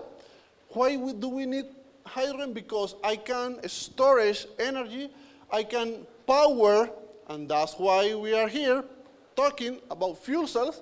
I can then use a fuel cell to convert hydrogen in electricity. I can use cogeneration, I can use fuel cells in transportation. I even can have some derivatives like synthetic fuels, ammonia, and methanol that are part of this new market. A new market that is growing in the region that we think, we hope, that we will develop in Magallanes. So as some presenters said before me, you need to be prepared. You need to start studying what are the technology that can be used in this new market. That's why I like to talk about fuel cells because it's not just for mechanicals or chemicals or software or construction. This is a market that is available for all of you. if we see some projections about hydrogen production, one thing we can see from these bars is that we expect a growth. We expect to be more low carbon. This means in the future, we are thinking almost 25 years ahead, we expect most of the hydrogen come from a low carbon source. It means green hydrogen. But also, we expect a new market. The purple colors means we produce the hydrogen on site and use it there. The other colors means I need to transport hydrogen. Likewise, I do with the oil or natural gas. So if we produce as Magallanes hydrogen, we will think in the future that we can export, we can use it here, we can sell it, and this is an opportunity for new industries where you will maybe work. There are many projects developing around the world precisely thinking in hydrogen. So the future of new engineers like you is there, or is an opportunity for you, of course. Well, not all the news are so good. There are some projections or scenarios of what has we to do as humankind to reach a neutral carbon society. That means I won't add more carbon to the atmosphere. And there are many, many actions we have to do, and we are back in the scale. It means we need to improve our solar and wind power facilities. We need to avoid using fossil fuels. We need to avoid,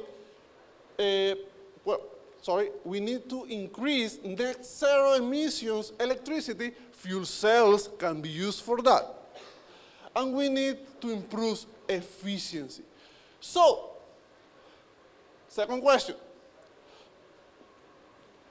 What do you consider the major challenge to overcome a mass market green hydrogen? In other words, what is missing so we can produce in mass market hydrogen? Or renewable energies? What do you think?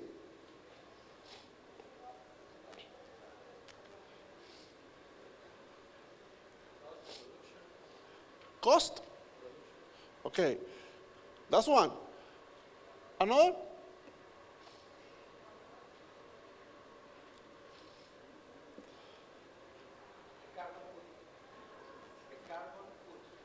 The carbon?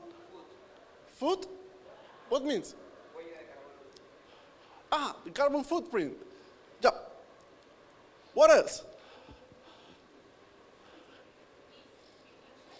Distribution. So we have technical problems, we have economical problems, even political problems to address a mass market in green hydrogen. Who will change that? Hopefully, some of you.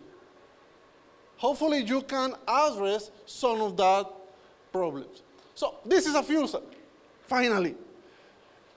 Finally, he told us he will talk about fuel cells, and what are the fuel cells? This is a fuel cell. A fuel cell is an electrochemical device. And what is an electrochemical device used for? In this case, to produce electrical energy, like a battery, but it's not a battery. Like an engine, but it's not an engine. It's like a mix between an engine and a battery. I supply some fuel, in this case hydrogen, and get power, electrical power. And this is the reaction inside the cell. It seems like a combustion, but it's not. We have no flame. Also, we have only one byproduct. What is that? Water. So it's nice to have a device that produces energy, electrical energy, and only has water as a byproduct. There are many types of fuel cells. I will specifically talk about one called polymer electrolyte membrane fuel cell, or PEM. This means you use a polymer electrolyte in the middle to operate. This one is maybe one of the most promising fuel cells in the market. And inside, what is a fuel cell? It's like a sandwich. And in this sandwich, one thing that is very interesting is it doesn't have any parts that has to move. It increases its efficiency. What is the core? Here. Here is the core. It's an electrode, and in this electrode, there are some catalysts. What is a catalyst? It's an element that makes the reaction possible. Also, we have some channel distribution where the hydrogen and oxygen will flow. This is an equipment, you see, anything is moving, is sealed, and is pressurized. It can be small, it can be bigger, but this is what is happening inside. I supply hydrogen, magic happens, and the hydrogen split. Then, I will, again, then the hydrogen protons can cross the electrolyte, but the electrons can't. So, in an external circuit, I can have a load. In this case, I could have a motor, I could have a lamp, anything. You, as future engineers, what will receive from the supplier? A plot like this that is telling you how well is working that fuel cell. I will speed up a little bit. I understand I don't have much more time. But this plot will show you that there are some losses. And this is your challenge. As future engineers, you need to improve the losses in voltage versus the current. That there will be activation in the beginning, ohmic in the middle, and concentration at the end. And these are technical problems. If you can solve these problems, you can integrate fuel cells in your power system. Your power system can be solar, wind, hydro, you can have batteries, you can have many sources, and this can be one of them, fuel cells. To finish my presentation, 1 minute, I promise, just 1 minute. You will need to integrate many sources of energy, and they will require very smart control systems. So, future electrical engineers, future software engineers, this is your opportunity. We are talking about artificial intelligence, we are talking about prediction, we are talking about genetic algorithms, fuzzy logic. This is an opportunity to apply in this kind of system. Electrical engineers, mechanical engineers, the system will have pumps to feed the hydrogen, compressors, heat exchangers. Construction engineers, we need facilities, we need infrastructure. Industrial engineers, we need logistics to build this kind of system. So it's an opportunity for all of you. I don't know if it's some time for a question. If you have any questions, sorry if I took many time.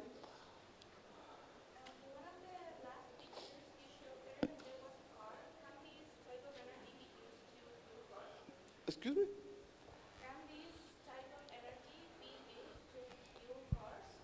Yeah, yeah. There are some initiatives. There are some initiatives to use it in electrical cars. There are like two approaches.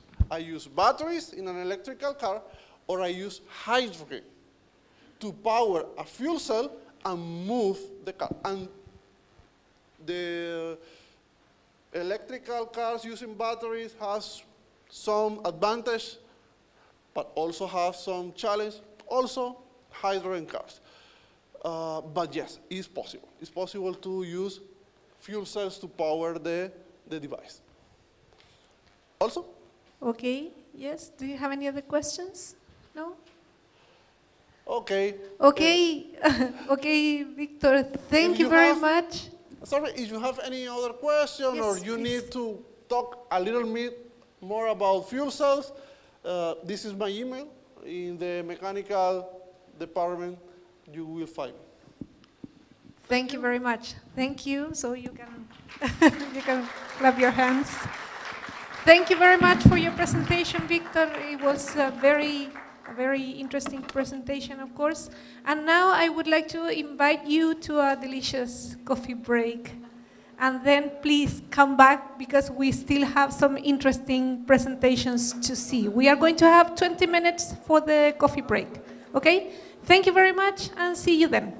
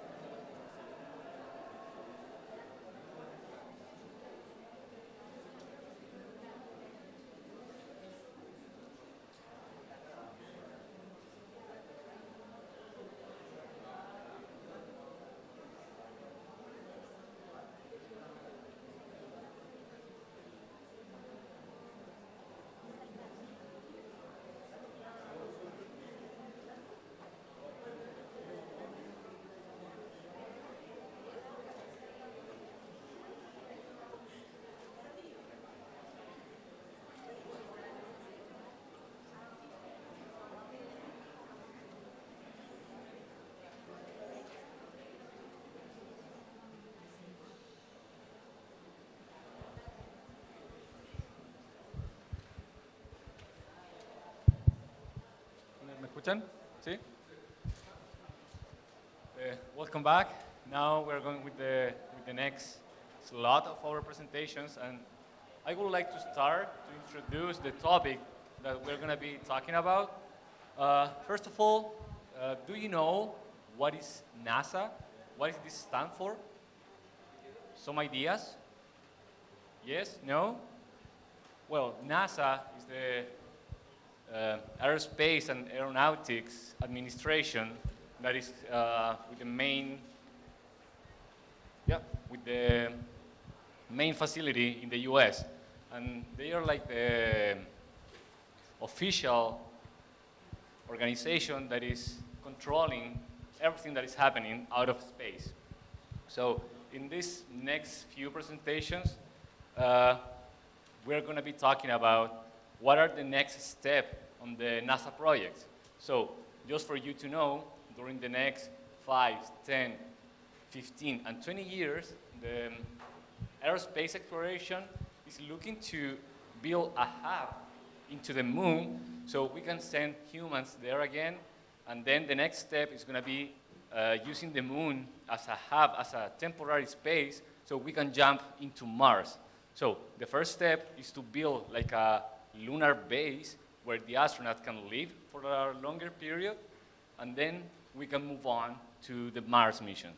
So in the first presentation of today, we're going to have Antonia's presentation, and she did a very interesting project proposal to design one of these moon hubs that we're going to get in the upcoming years.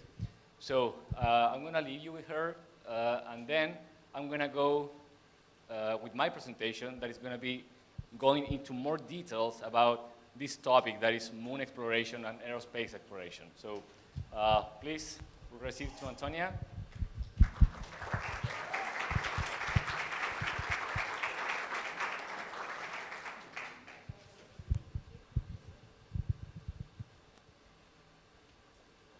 Okay.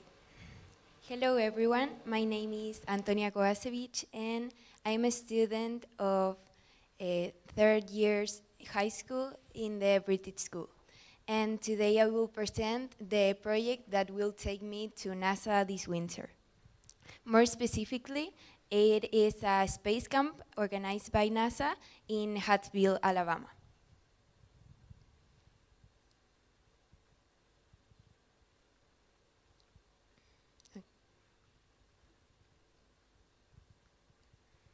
I don't know, but it don't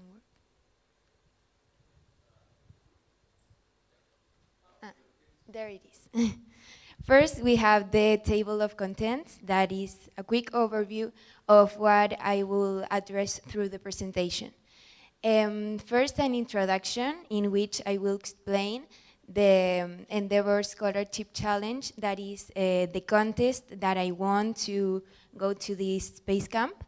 Then the project that consisted in designing a moon base, my motivation, why I decided to participate, the process, the next steps that I will take, and finally a conclusion.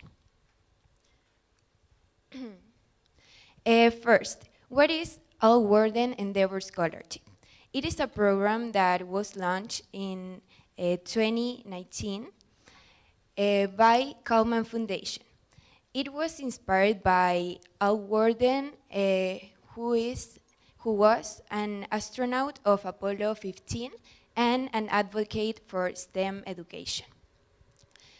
It consists in a contest that the organizers present in different countries around the world, and they invite the students from 15 to 18 years to make a project that consists in designing a moon base with all the functioning systems and all the needed requirements to support the life of the astronauts in the moon.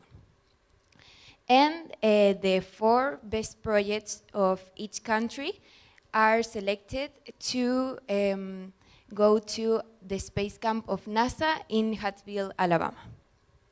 The countries that participate are United Arab Emirates, the United Kingdom, Chile, France, Singapore, Australia, Bahrain, Poland, and the United States. The organizers have the objective of finding a program manager from each one of the countries involved in the development of Artemis II, a space mission that aims the permanent establishment of human in the moon in 2028. And because of that it is in the future, they are looking for someone that is a teenager now. Okay, so here you will see the video that I sent to the contest. Here I talk about the construction process, like the strategy to build the base and the materials. Also, I propose solutions to face the adverse conditions of the moon and of the moon environment. And I highlight the unique design that I decided to create for the structure to make it original. And the format in which I had to present the project to the contest was a written document detailing all of these points and a video of 3 or 4 minutes also explaining the project.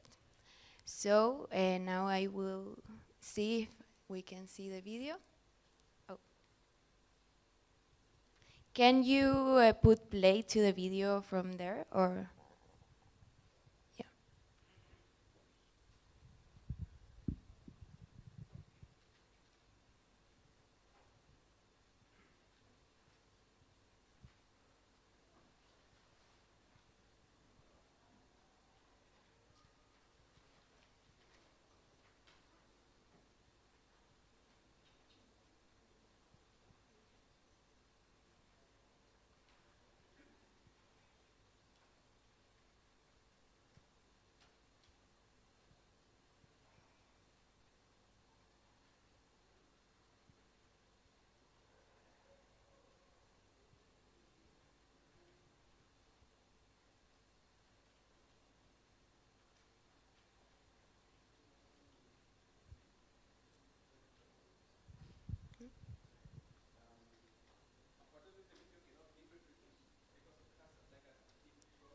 Ah, okay.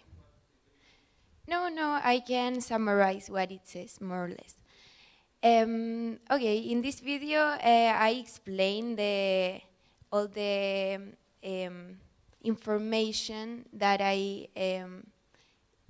that my project contains to, I don't know, that the company should know to build the base. So I talk about the materials, the strategy to set the base, also some systems like the system to provide oxygen, to provide food, and other technical stuff that I had to consider to design all these projects. Then my motivation and why I decided to participate in this contest. I got to know about the contest through my physics teacher, who told my grade about the opportunity, and when I knew that the NASA was involved and that if I won, I could travel to a space camp in United States, I decided that I wanted to participate. Also because it is a combination of all the areas that I'm interested in. First of all, the space exploration is something that captivates me since I was a kid. And then physics too, that is my favorite subject. And finally, the design, that is something that I like a lot too. And I've always been in arts and design class and always put a lot of effort in my projects. And another thing is that I met the student profile that they were looking for. In addition to all these interests that I have, I had another, I commit another requirement that they put, that was to have a good level of English. And that was very important for the organizers, and they specify that in the file. So I think that was the perfect opportunity for me for all of that reasons. Even though it wasn't easy, it was difficult because I get to know about the challenge when there wasn't much time to participate. There was just a week left to participate, and it was an extended period. So I had to do it all very fast, and at the same time I was participating in the Chemistry Olympics, at the National Chemistry Olympics, so I had to travel to Santiago, and while studying chemistry, I was doing the project, and it was a challenge, but I did it anyways, and it gave good results, as you can see. The process.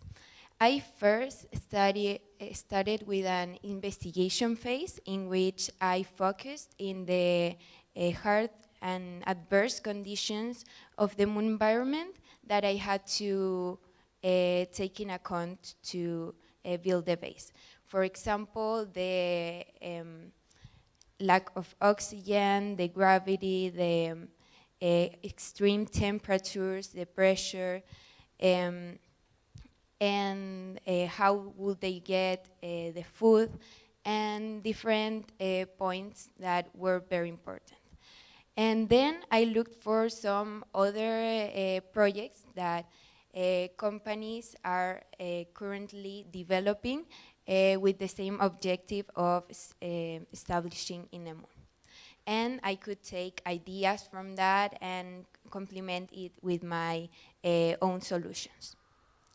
Then I had to learn how to create a 3D model. This was something very challenging because I didn't know how to do it. But just like in a weekend, I had to learn how that works and how to design a structure in a 3D model from scratch. And finally, I did it. Then I wanted to add a creative touch and a personal touch to the project, and that's why I add the concept of Faces of the Moon. To summarize more or less what the video talked about, it showed my base that is composed of different models, and each one represents one phase of the moon. One is the new moon model, other is the full moon, waxing gibbous, crescent moon, and that. And each one has a different purpose to support the life of the astronauts, but also to make them feel comfortable while they are in this adverse environment. So one is the gymnasium, for example, to keep them strong and healthy. Other one is the laboratory. Also, there are the rooms and all what they need to survive. So that I add that creative touch of the Faces of the Moon that is inspired by my admiration towards astronomy. That is a theme I'm obsessing since I was very little, so that was my personal touch. And even though I do it mostly on my own, I looked for my own answers to do the whole project. I had the support of teachers, for example, my English teacher that checked the document that I had to deliver, and also more people. For example, I talked to an architect that gave me advice of the materials that could work and would be ideal to this matter. And something very important is that I wouldn't have succeeded if I didn't have a good level of English. That was essential from the start. Like I said in the file, they say that it was an important requirement, and also considering the short time that I had to prepare and plan the project, it was good that English wasn't another obstacle or something that I would complain while expressing my ideas. Now, I didn't have that problem that I didn't know how to communicate all the ideas and the project that I was designing. So that was an advantage, and I'm really grateful that I had that previous skills in English at the time that this opportunity arrived. The next steps here is what I will do now that I won the contest. I will attend the FIDAE on April 10th for a ceremony in which the 4 winners of Chile will be awarded, and there we will be having lunch with the organizers and also with an astronaut that will come to meet us. And then the space camp, it starts on July 7 and it is in Huntsville, Alabama. And in both opportunities, it will be essential to speak English fluently because they only speak in English, so to communicate and to understand each other well, I need to speak English fluently. And also, in the camp, there will be all these people from all around the world, the different other countries that participate. So to talk to them and to share with them and take advantage of this unique experience the most as possible, it is important to speak English. In conclusion, English language skills as well as other abilities that I have learned throughout all my school life were essential to take advantage of this opportunity when it arrived. If I hadn't had that English skills and also the skills to, for example, design a project or to plan a project, I couldn't take advantage of this opportunity that was presented to me and show the capabilities that I have in the way that I did. And I'm really grateful that I had the opportunity to study English since I was a kid and in my early years, because it saved me in this case. I wouldn't have the opportunity to show my talent and my capabilities if I didn't have this level of English. And so I encourage you to learn English too if you have the opportunity, and it will be very useful and it can save you, like in my case. It's never late. And thank you for listening.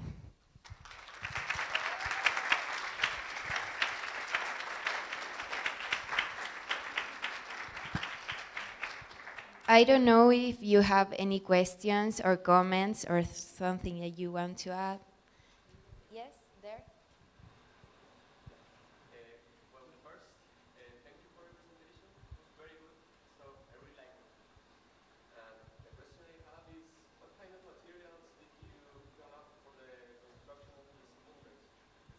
Okay, the exterior structure of the models is steel, and then inside there is a material that could be inflated, that is a polymer, if I'm not wrong, and it has in between of those two layers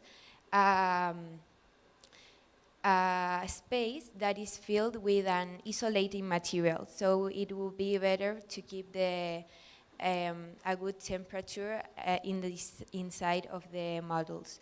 And also the models are connected between each other through some tunnels that are made of regolith, and I don't know, some mix of this regolith, that is like the sand of the moon, and other compounds to make these tunnels with a 3D impression machine.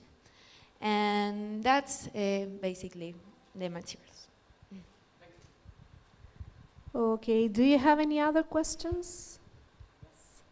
Give me just 1 second to get there, please. What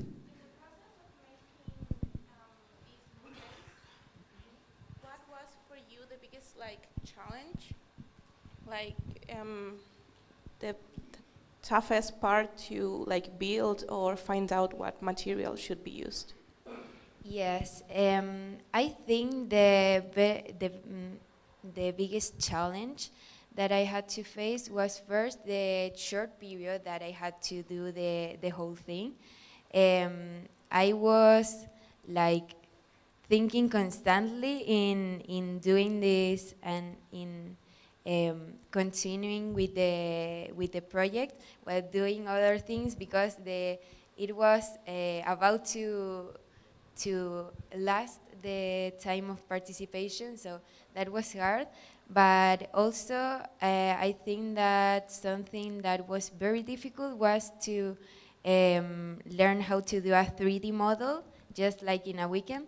I had to look for many tutorials and practice for 2 days to finally get to the result I wanted of the design that I delivered in the contest. But I did it.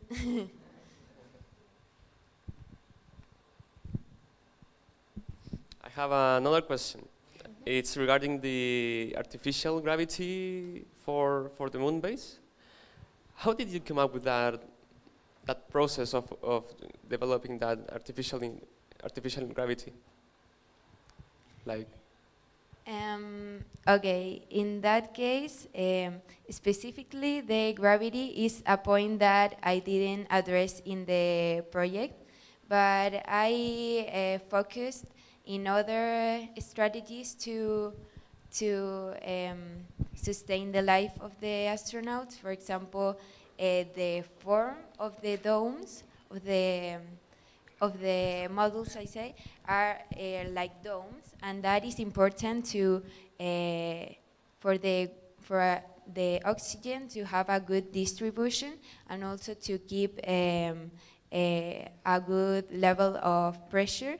That is important for our health when we are in other environment. Sorry, just to complement your question, when you're working with reduced gravity environments, the key is the pressure. So when they are planning to build a hub into the moon, they are not thinking in create artificial gravity. That is not a thing that we can do. The solution to that is you work with the pressure. So you can reduce the pressure, but you have reduced gravity. The key point is that when you're reducing the pressure, the oxygen concentration in the air change. So they need to increase the oxygen concentration so the astronaut can survive. So that brings another problem that I'm going to be talking about it later, but the thing is that when you have higher oxygen concentration, the risk of fire and explosion increases exponentially. So that is the trade-off. You're reducing the pressure, you're increasing the oxygen concentration, and then you need to study what is the condition, the optimal condition where the astronaut can survive without dying in an explosion. So.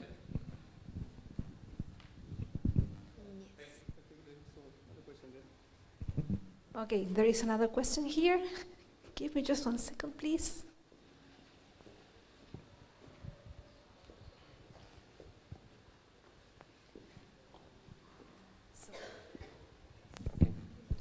Hi. Hi. First, congratulations for your whole process and thank you for sharing it with us. This is more of a personal question.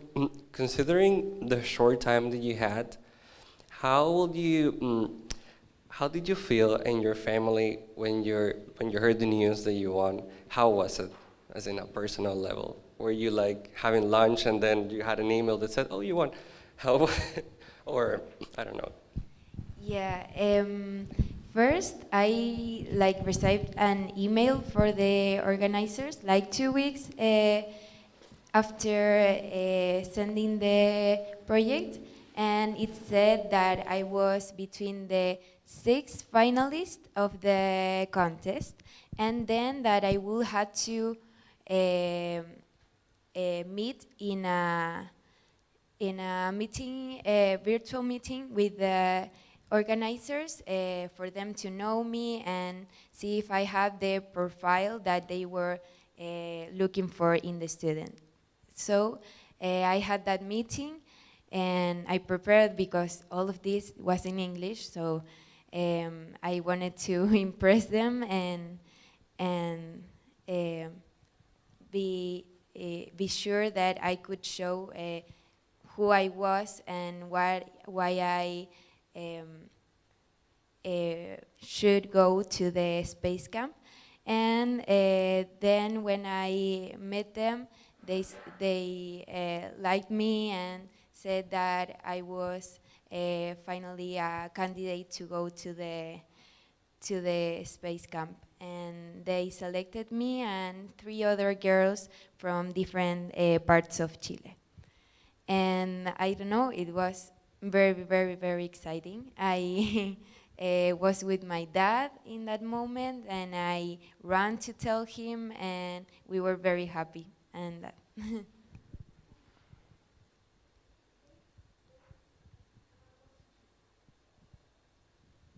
Hi. Hi. I wanted to ask you, what did you do to find about the project? Did you look it up by yourself, like you found it online, or did someone told you about it?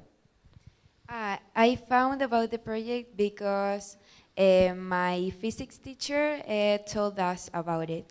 This was a contest that was addressed to all the students of my age of Chile, but the diffusion is not always very good, so it reached me when it was about to finish. But yes, that was how I get to know about the project. Thank you. Thank you. Okay, and there is another question here. Hello. I wanted to ask about money-wise. Is everything funded by the program, or you're going to have to pay for plane tickets or something else? If I consider the money in the project or what? No, if obviously you have to go there to Alabama. Well, yeah. Yes, is everything funded by the program, or you're going to have to pay for your own tickets? Yeah, no, they pay for everything in the camp. The tickets of the tickets, and also to go to the FIDAE, they pay for the tickets because it is in Santiago, and there in the space camp in Hattsville, they also put the food, the place to stay, and everything.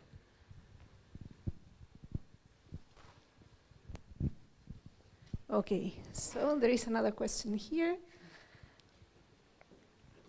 So I think it was a very interesting presentation. Hello, Antonia. First of all, congratulations again. I'm sure that all your family and friends and professors, teachers are super proud of you. And the level of English, because you spoke about that, your personal motivation and how grateful you were.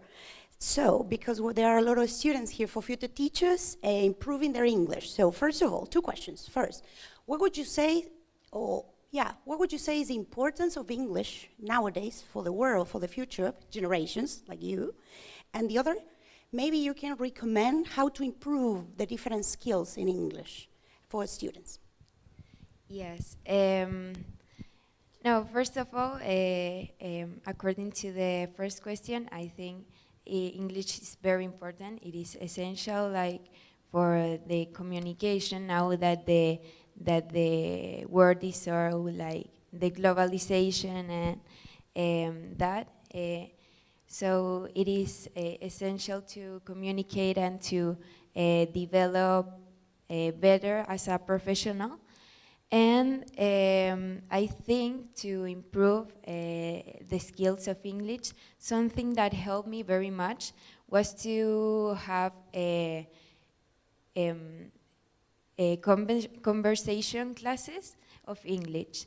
Not like just sitting with a copybook and learning like verbs and grammar and that kind of stuff. That is necessary, but also to speak to someone and have a conversation in English is very important, because it helps you to speak fluently and to have confidence in yourself that you can communicate in other language. So that is something that I recommend. Okay. Anybody else? No? Okay, thank you very much. Thank you, Antonia. So I think, in my personal opinion, of course, it was very interesting to see and to see your presentation and to hear something from you. So I had the opportunity to read the news and to see you in the newspapers, but to feel or to know your experience in first person, it was very interesting and very good. So it's a good thing to have the opportunity to listen to you. So thank you very much. Thank you. Yes, please clap your hands.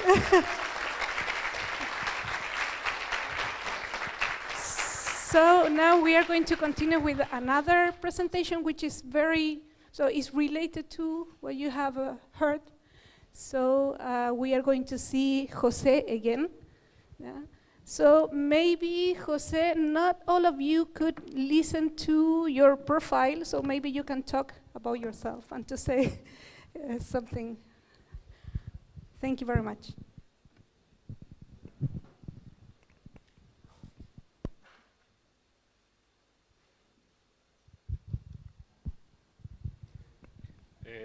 Okay, for those that wasn't here before, I'm currently living in the US. I'm from here, I'm Chilean. And I'm living in the US, I'm finishing my PhD.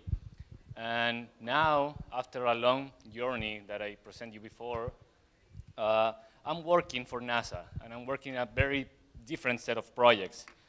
As I mentioned at the beginning, when I was introducing Antonia, NASA is preparing a lot of missions to go into the moon and then going to Mars. So the things that I'm doing now is somehow helping with this fire risk when they are planning to land into the moon.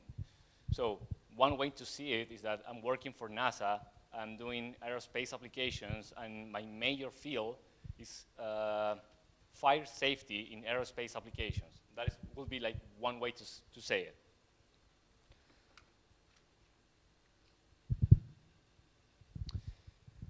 So, as I was mentioning, the future space missions will require that the spacecraft's cabin environments to be different to those that are currently in use in the International Space Station.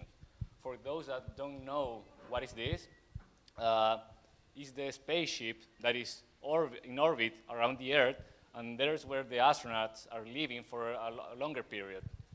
Let's say 6 to 18 months, they are living up there, and they are actually doing research.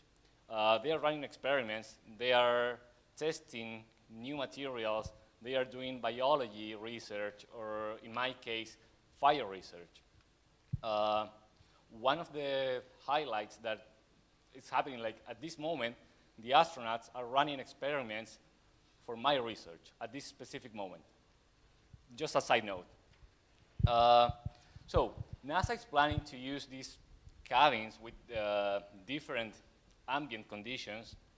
When we were talking before, when you're reducing the pressure, you need a high oxygen concentration. As a general aspect, the air that we are breathing every day is 21% of oxygen. So that is just because we are under 1 atmosphere of pressure. If we reduce the pressure, let's say when you're going to hike, when you're doing a hiking and you're going up there in the hills, you feel that it's harder to breathe. That is because you have lower pressure, but the oxygen is the same. So when you're going to elevated height, you need more oxygen to breathe normally. That is kind of the context, so you can imagine how it feels.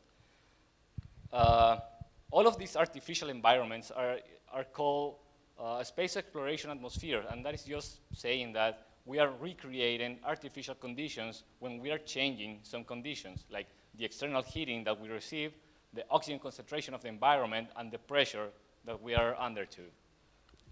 But why I'm talking about all of this? Why NASA wants to do all of this weird stuff? The mission that is happening now, the Artemis mission that is trending topic in all of the aerospace application and aerospace field, they are trying to build the lunar getaway, and it's basically a new spaceship that is going to be in orbit around the moon, and eventually is going to land, and they are going to be putting materials into the moon to build this hub or lunar base. The scope of all of this is to put the humankind again into the moon, so then they can learn, they can do research, and we can have a base on the moon, so it's going to be easier in the future to go to Mars.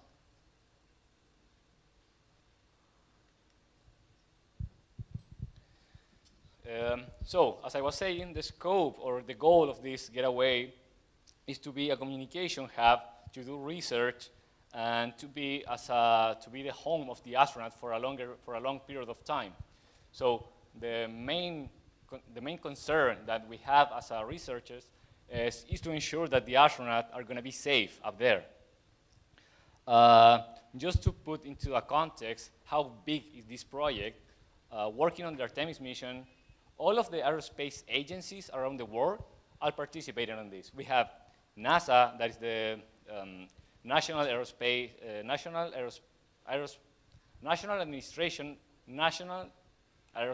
and Space Administration, the European Space Agency. We have the Japanese Aerospace Exploration Agency, which I'm also working with in another project, like I can talk to you about later on, the Canadian Space Agency, and the Indian Space Agency. So all of these researchers and companies that are working on aerospace applications are trying to participate together to put the man into the moon again. It's that big, this project. So what I'm actually doing in all of this, what is my job in all of this? My background is in fire research, so my participation into this is I'm trying to help with evaluating the risk of and fire safety for the astronaut into the moon hub with the materials the clothes that they are going to be using, and to prevent the risk of explosions. Because as I said before, when you reduce the pressure for the astronaut to be able to survive up there, they need high oxygen concentration, and that is increasing the risk of fire. Why is the fire such a big deal? A few years ago, kind of many years ago, there was a huge incident in the International Space Station. There was a shortcut in one of the wires, so a small flame after the shortcut started spreading around the International Space Station. But you can think, okay, but I have the fire in my kitchen and nothing bad happens. I do that every day. The thing is that when you don't have gravity, the flame is not the way that we usually know it.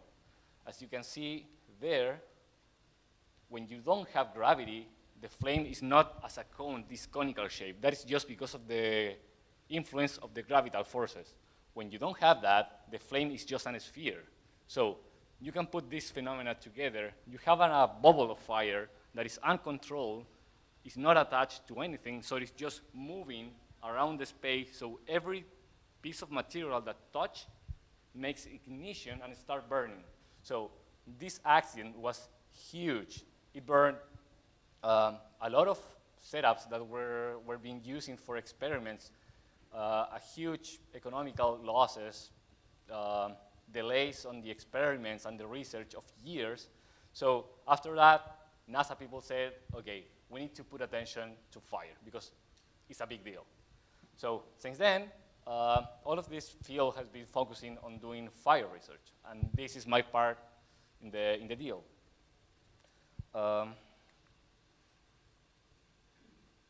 So what I'm doing, I'm not into space, but the thing is, on one side, there are the astronauts that are running some experiments on the International Space Station. And my job is to do exactly the same here on Earth, in the same conditions. So what we have is that we have two similar phenomena, but the only difference is that on one side we have gravity, and in the other one we don't. So in that way, we can understand what is the effect of the gravity in all of this. Because all of the understanding that we have so far is based on the Earth condition, the mathematical models, the physics. Everything that we know is just based on here, on Earth condition. 1 atmosphere, gravity, and regular oxygen concentration. So when you go out there to space, everything changes. So in this guide that you can see here is just a rough representation of my experimental setup. This is a special chamber that used to be in the International Space Station 10 years ago. So when they are renewing all of these apparatus, they put these old things into universities so they can improve the research. Basically, what I'm doing is that I'm putting a black sample here of this material that we call PMMA, just for simplification, that is just basically an acrylic. We're using this one because we have very specific properties that we understand and we can deal with it. We are not putting more uncertainty into the problem. So we put this in this place, and all of this guy over here goes into the chamber. That is it has very special conditions, so we can reduce the pressure, and it can operate to a fraction of the regular atmosphere that we can feel. So somehow we are trying to simulate how it would be having reduced gravity. It's not the same, but we are just playing with the pressure. So as I was saying, I'm using this. We create an artificial flame here. We make ignition with a very specific process, and once that we have the flame, we start tracking how the flame is spreading and how the flame is burning this material. And that is giving us a lot of information about how the fire behaves when we are put in different conditions. Just for you to know. The radiation that you feel when you go outside and then you feel the heat of the sun, that is what we call radiation. So every flame is emitting radiation in a different conditions. So when we have more sunlight, we feel more heat. It's exactly the same with the flames. Another aspect that I was saying, when we reduce the pressure, the flame and the fire behaves differently. And also, when we put more oxygen into this chamber, the flame is going to be bigger, hotter, and more bright. So the main point of doing all of this is that because we already understand how it should behave, and because it's easier for the astronaut to do exactly the same in the International Space Station. So we can compare.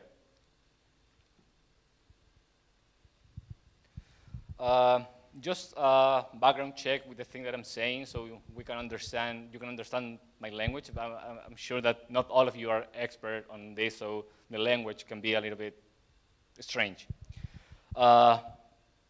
When we talk about oxygen and oxygen concentration, it's important because a combustion reaction just occurs when we have oxygen and a solid fuel or some material. So we have the oxidizer and the fuel. So when these both gases mix, then we can have and sustain a flame. For example, if we don't have enough oxygen, we could have sparks, but there's not going to be a flame. So that is not enough, for example, to provoke a fire or a wildland fire. Another aspect that is super relevant to all of this is the gravity.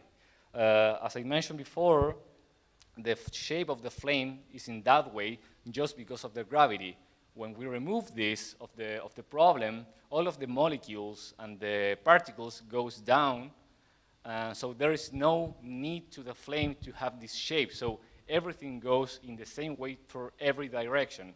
So instead of having a conical flame, like this microphone, we have a bubble, and when we are in an environment that we don't have gravity, this can move everywhere, uncontrolled.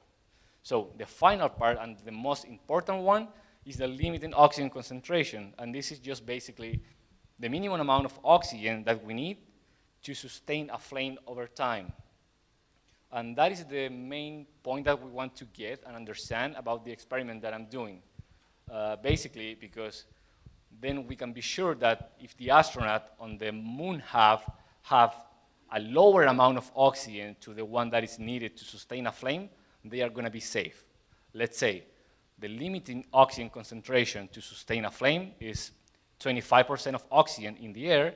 So we know that if the astronauts are able to breathe and live into the moon hub with 24.5, they are going to be safe, because under that condition, with that pressure, there is no way that they can have a flame, sustain a flame, and burn more stuff and have explosion or all of the other risks associated with this.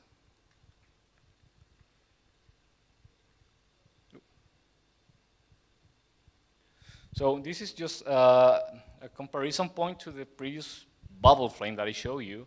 The previous one was a flame and an experiment recording on the International Space Station a few weeks ago, and this is the one that I'm doing at UC Berkeley in the US. So just recalling some of the key points that I told you, the environmental factors that can change the shape of the flame and the way that it looks are the oxygen concentration, the ambient pressure, the heat, the external heating that the sample is receiving and this material is receiving before getting the flame, and the gravitational forces. So that is the main factor, among others, that is giving this shape and not the bubble that I showed you before.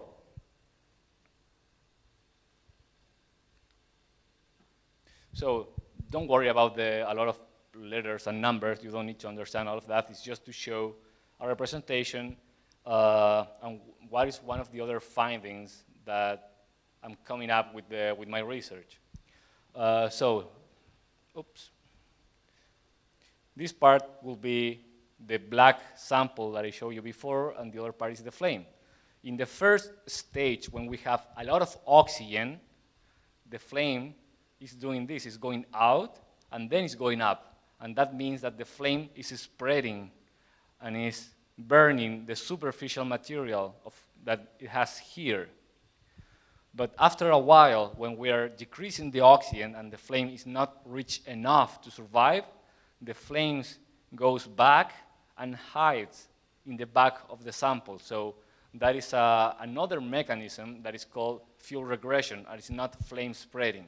So the chemistry and the physical phenomena that happens between this part and this part are extremely different. So we need to address both problems in a different way.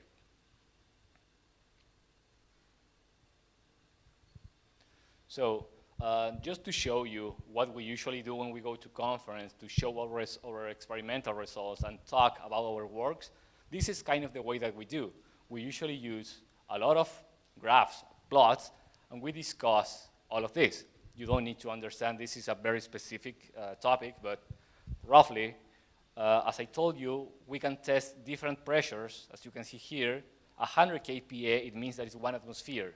So every number below this is going to be a reduced pressure environment.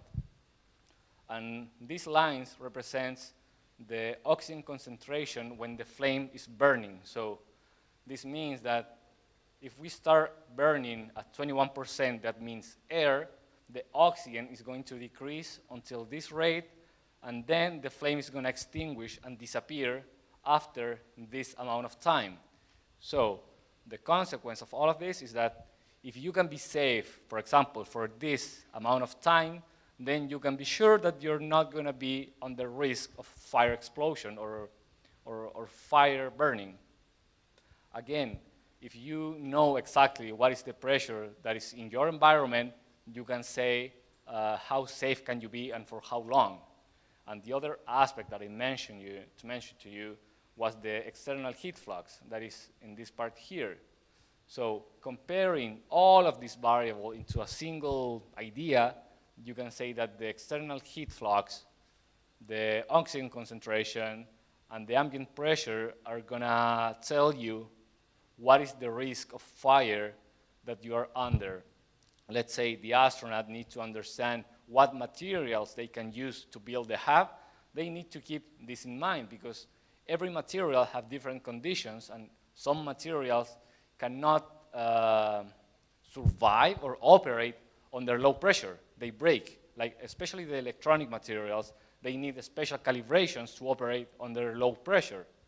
And other materials that are very sensitive to temperature, so if you have too high oxygen concentration, the temperature in the ambient is going to be higher because of the flame. So there are many things happening at the same time, so research is based on step by step. So we are in this part of the process. We are trying to understand how this is evolving and how this is affecting the eventual life of the astronaut in the moon hub. So I hope that you get some of the key points that I told you, but the whole message is that fire safety is super important for space exploration. It's a big problem that we need to address as a scientific community. Again, the environmental factors like oxygen concentration, ambient pressure, external heating, and the gravity are very crucial variables that are driving all of this process. So I don't know if you have any question about something of this specific or how it's doing research or whatever you want, so please.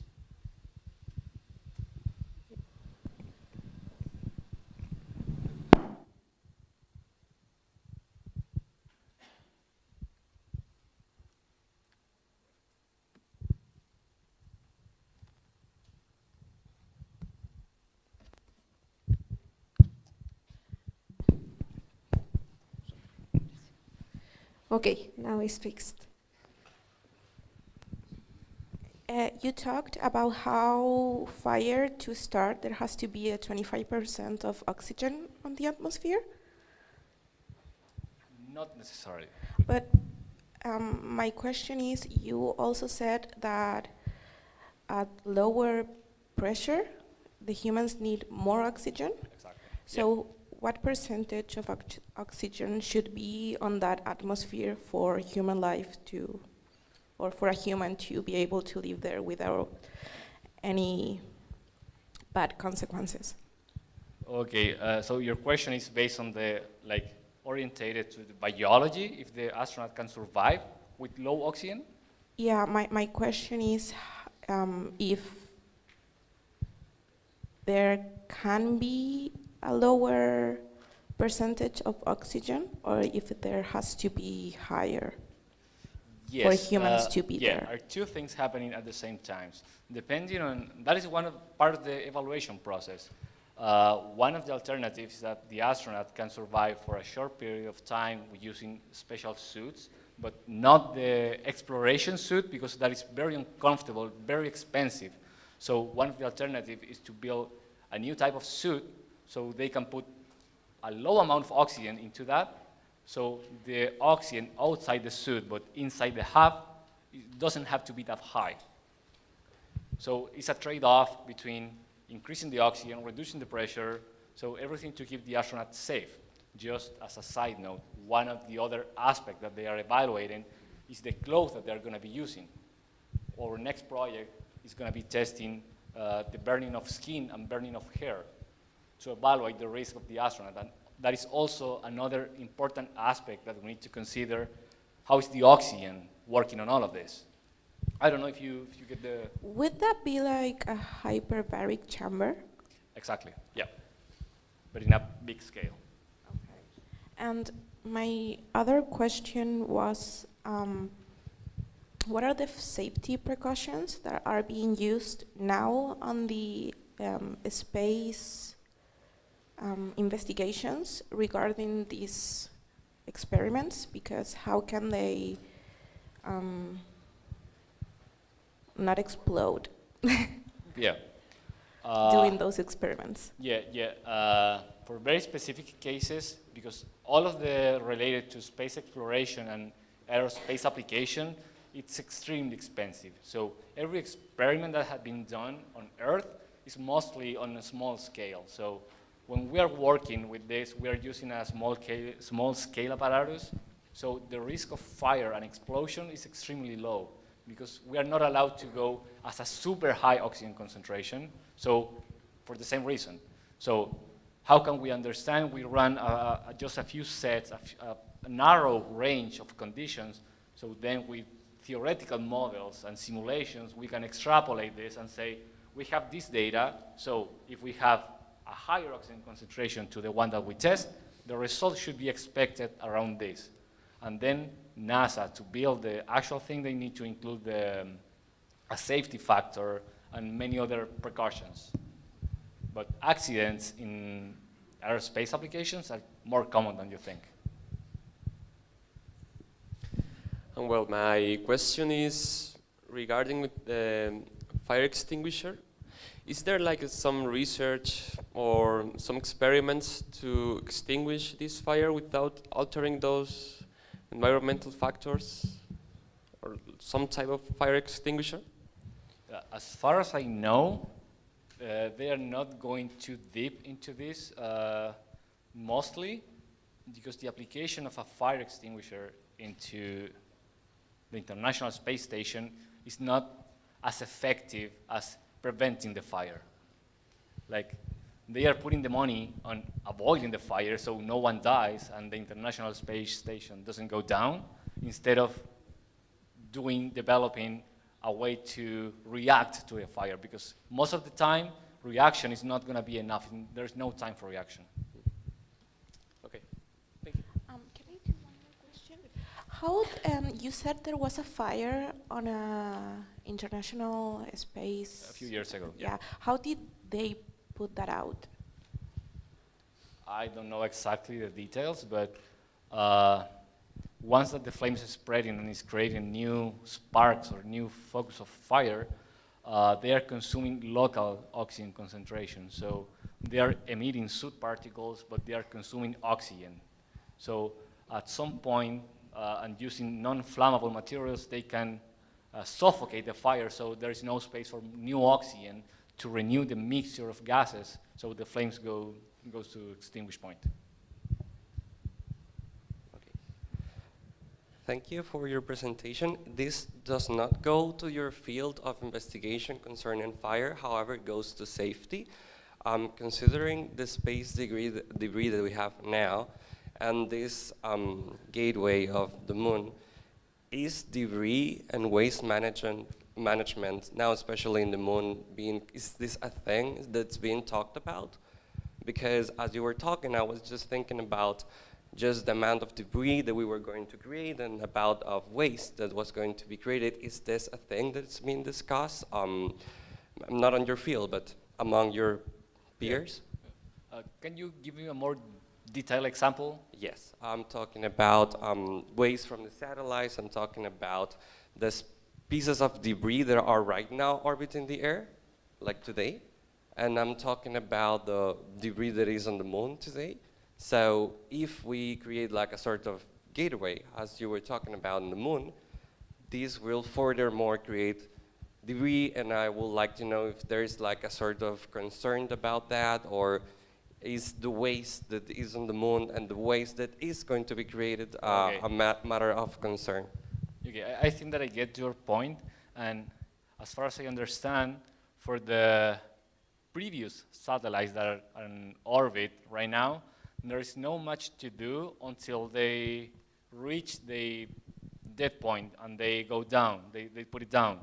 But in the last 5 years, I would say, after the boom of SpaceX as a company, every new object that is being put into orbit it has been done with the idea of getting them back and reuse them. So in the long term, this is going to provoke that there is no more waste more than the one that is already on orbit during the first couple of years. I don't know if that go a little bit to your point.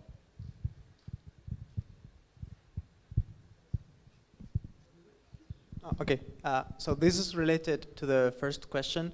I'm not an engineer, but do you know, in terms of comparisons, let's say that the astronaut is working at the equivalent of, I don't know, being on top of the Himalayas. I don't know, like they are at 5,000 meters above sea level. What's the pressure that you're aiming to? What height in like if you were on Earth, like are you aiming at? Do you know? It depends on the condition of the weather, but roughly it will be, now we are at 101 kPa. Being at that high will be 98 each. So it's not a big difference, but for the oxygen concentration and the flames, that makes a difference. Not for your biological system to shut down. You're going to have difficulties to breathe, but you will survive. But and those levels of difficulties, like what would be the equivalent? That I'm thinking the astronaut is working at a lower pressure, right? Yeah. The oxygen is different, right? Yeah. But it's not sea level if they were on Earth. Maybe they would be working, in brackets, right, at 2,000 meters height, maybe? And that's like the difference in oxygen concentration? Like comparing the height between like being there? That's why I mean, like, I'm not an engineer, but no, what just would be the equivalent? a few more thousand of kilometers to reduce the same conditions, because in the ISS, actually there is some misconception about what means no gravity. There is no such a thing as no gravity in any artificial environment. The low that we can go in the International Space Station is 0.86, something like that. And that is still, you have gravity, but still you can move and you can float. So the oxygen concentration goes down not that far or not that high. So the difficulties will be because the rate that the oxygen decrease and increase in that condition is not the same equivalence when you're going high here on Earth, because you're still under the atmosphere, so there's a protective barrier that keeps everything here. So in terms of proportion, I'm not sure. I will be lying if I say some number. Makes sense. Thank you.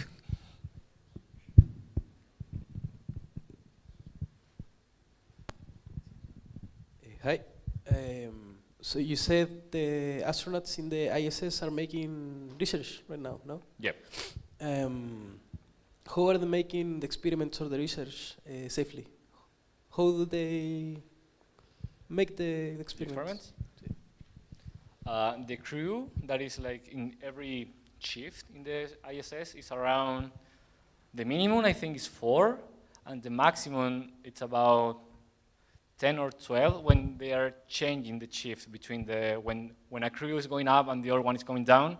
There are a few weeks that they are all of them at the same time. So when they go there, they have very specific tasks and a very specific schedule that they need to follow. So are the actual astronauts that the one that are running the experiments.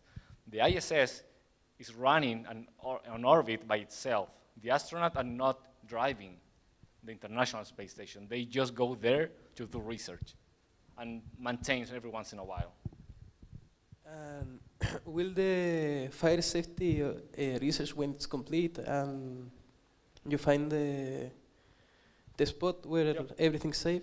Will this information will be available for every company, even private companies, or only the companies that work in the? That's a tricky question, because the research that we are actually doing, all of this is public.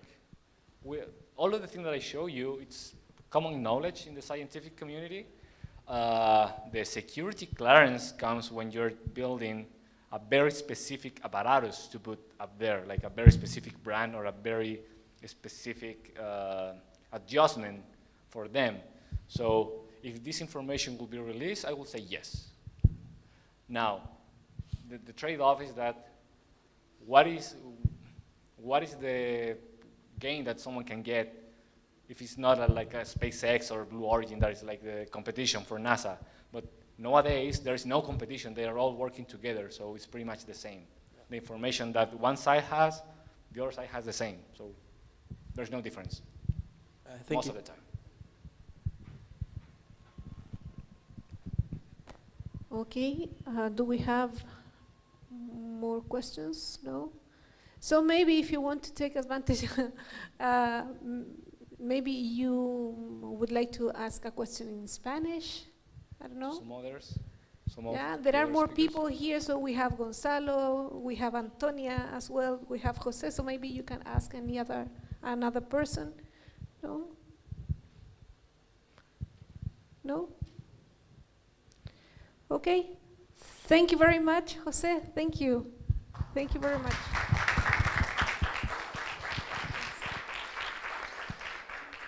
Yeah, so I hope you enjoyed and you liked this series of presentations. So the idea was to practice your English in general terms, and to be part of engineering and other things. So to hear some people talking about your topics that are interesting for you. Thank you for coming to the people who come from Pedagogía en Inglés. Yeah, so thank you very much for coming and accepting our invitation. So I think it was a very nice experience to share this field that we have in common.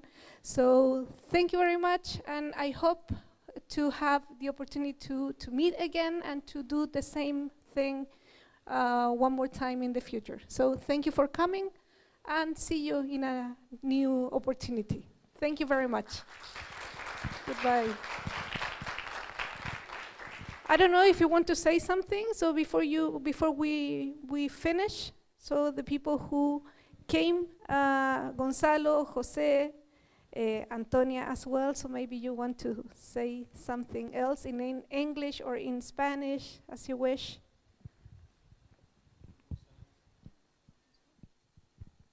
Hola.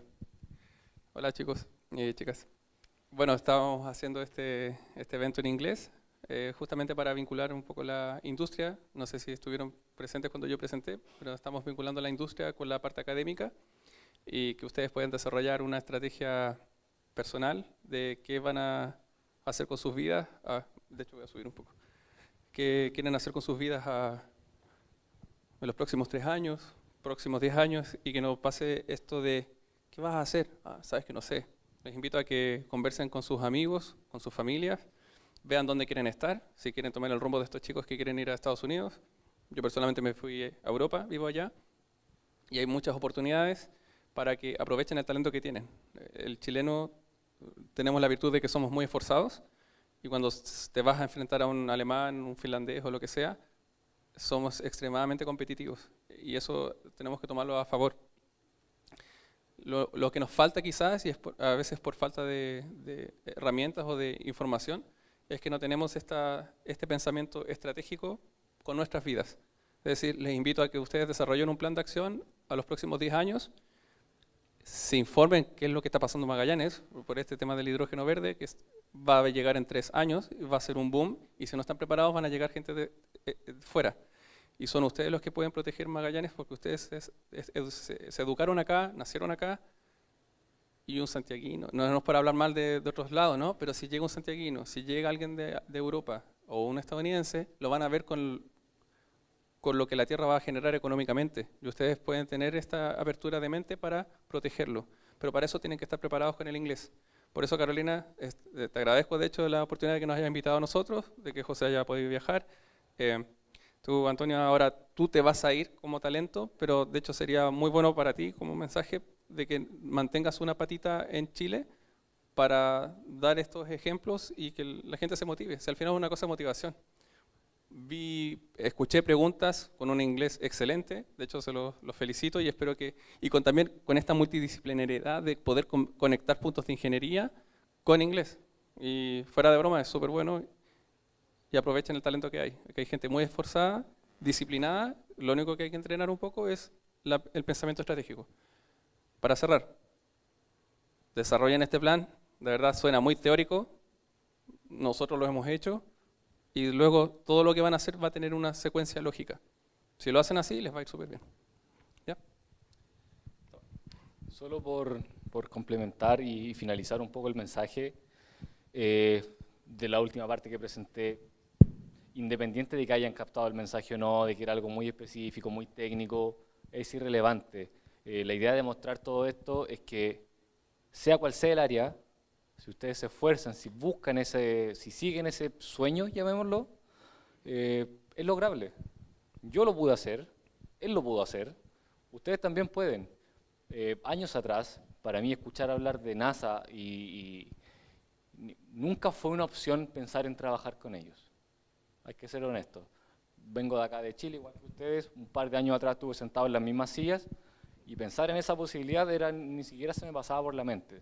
Partiendo por el hecho de que aquí en Chile ni siquiera tenemos la carrera de ingeniería aeroespacial, porque no construimos cohetes, no lanzamos cohetes. Entonces, permítanse soñar, quizás no en la misma área, algo local, lo que ustedes quieran hacer acá, suéñenlo, véanlo real y vayan por ello, pero tienen que tener en cuenta que el paso 1, el obstáculo 1 que van a enfrentar es el inglés.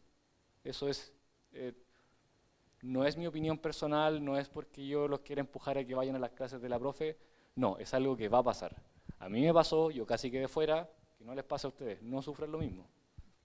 A mí, cuando yo estuve en su puesto, nadie me lo dijo, nadie me lo presentó así. Aprovechen esta oportunidad que hemos viajado unos buenos cantidad de kilómetros, el decano, Carolina, les están dando esta oportunidad de, oye, estos compadres, les pasó esto, despierten, no les pase lo mismo. Yo creo que ese es el mensaje que vale la pena que les quede hoy en día.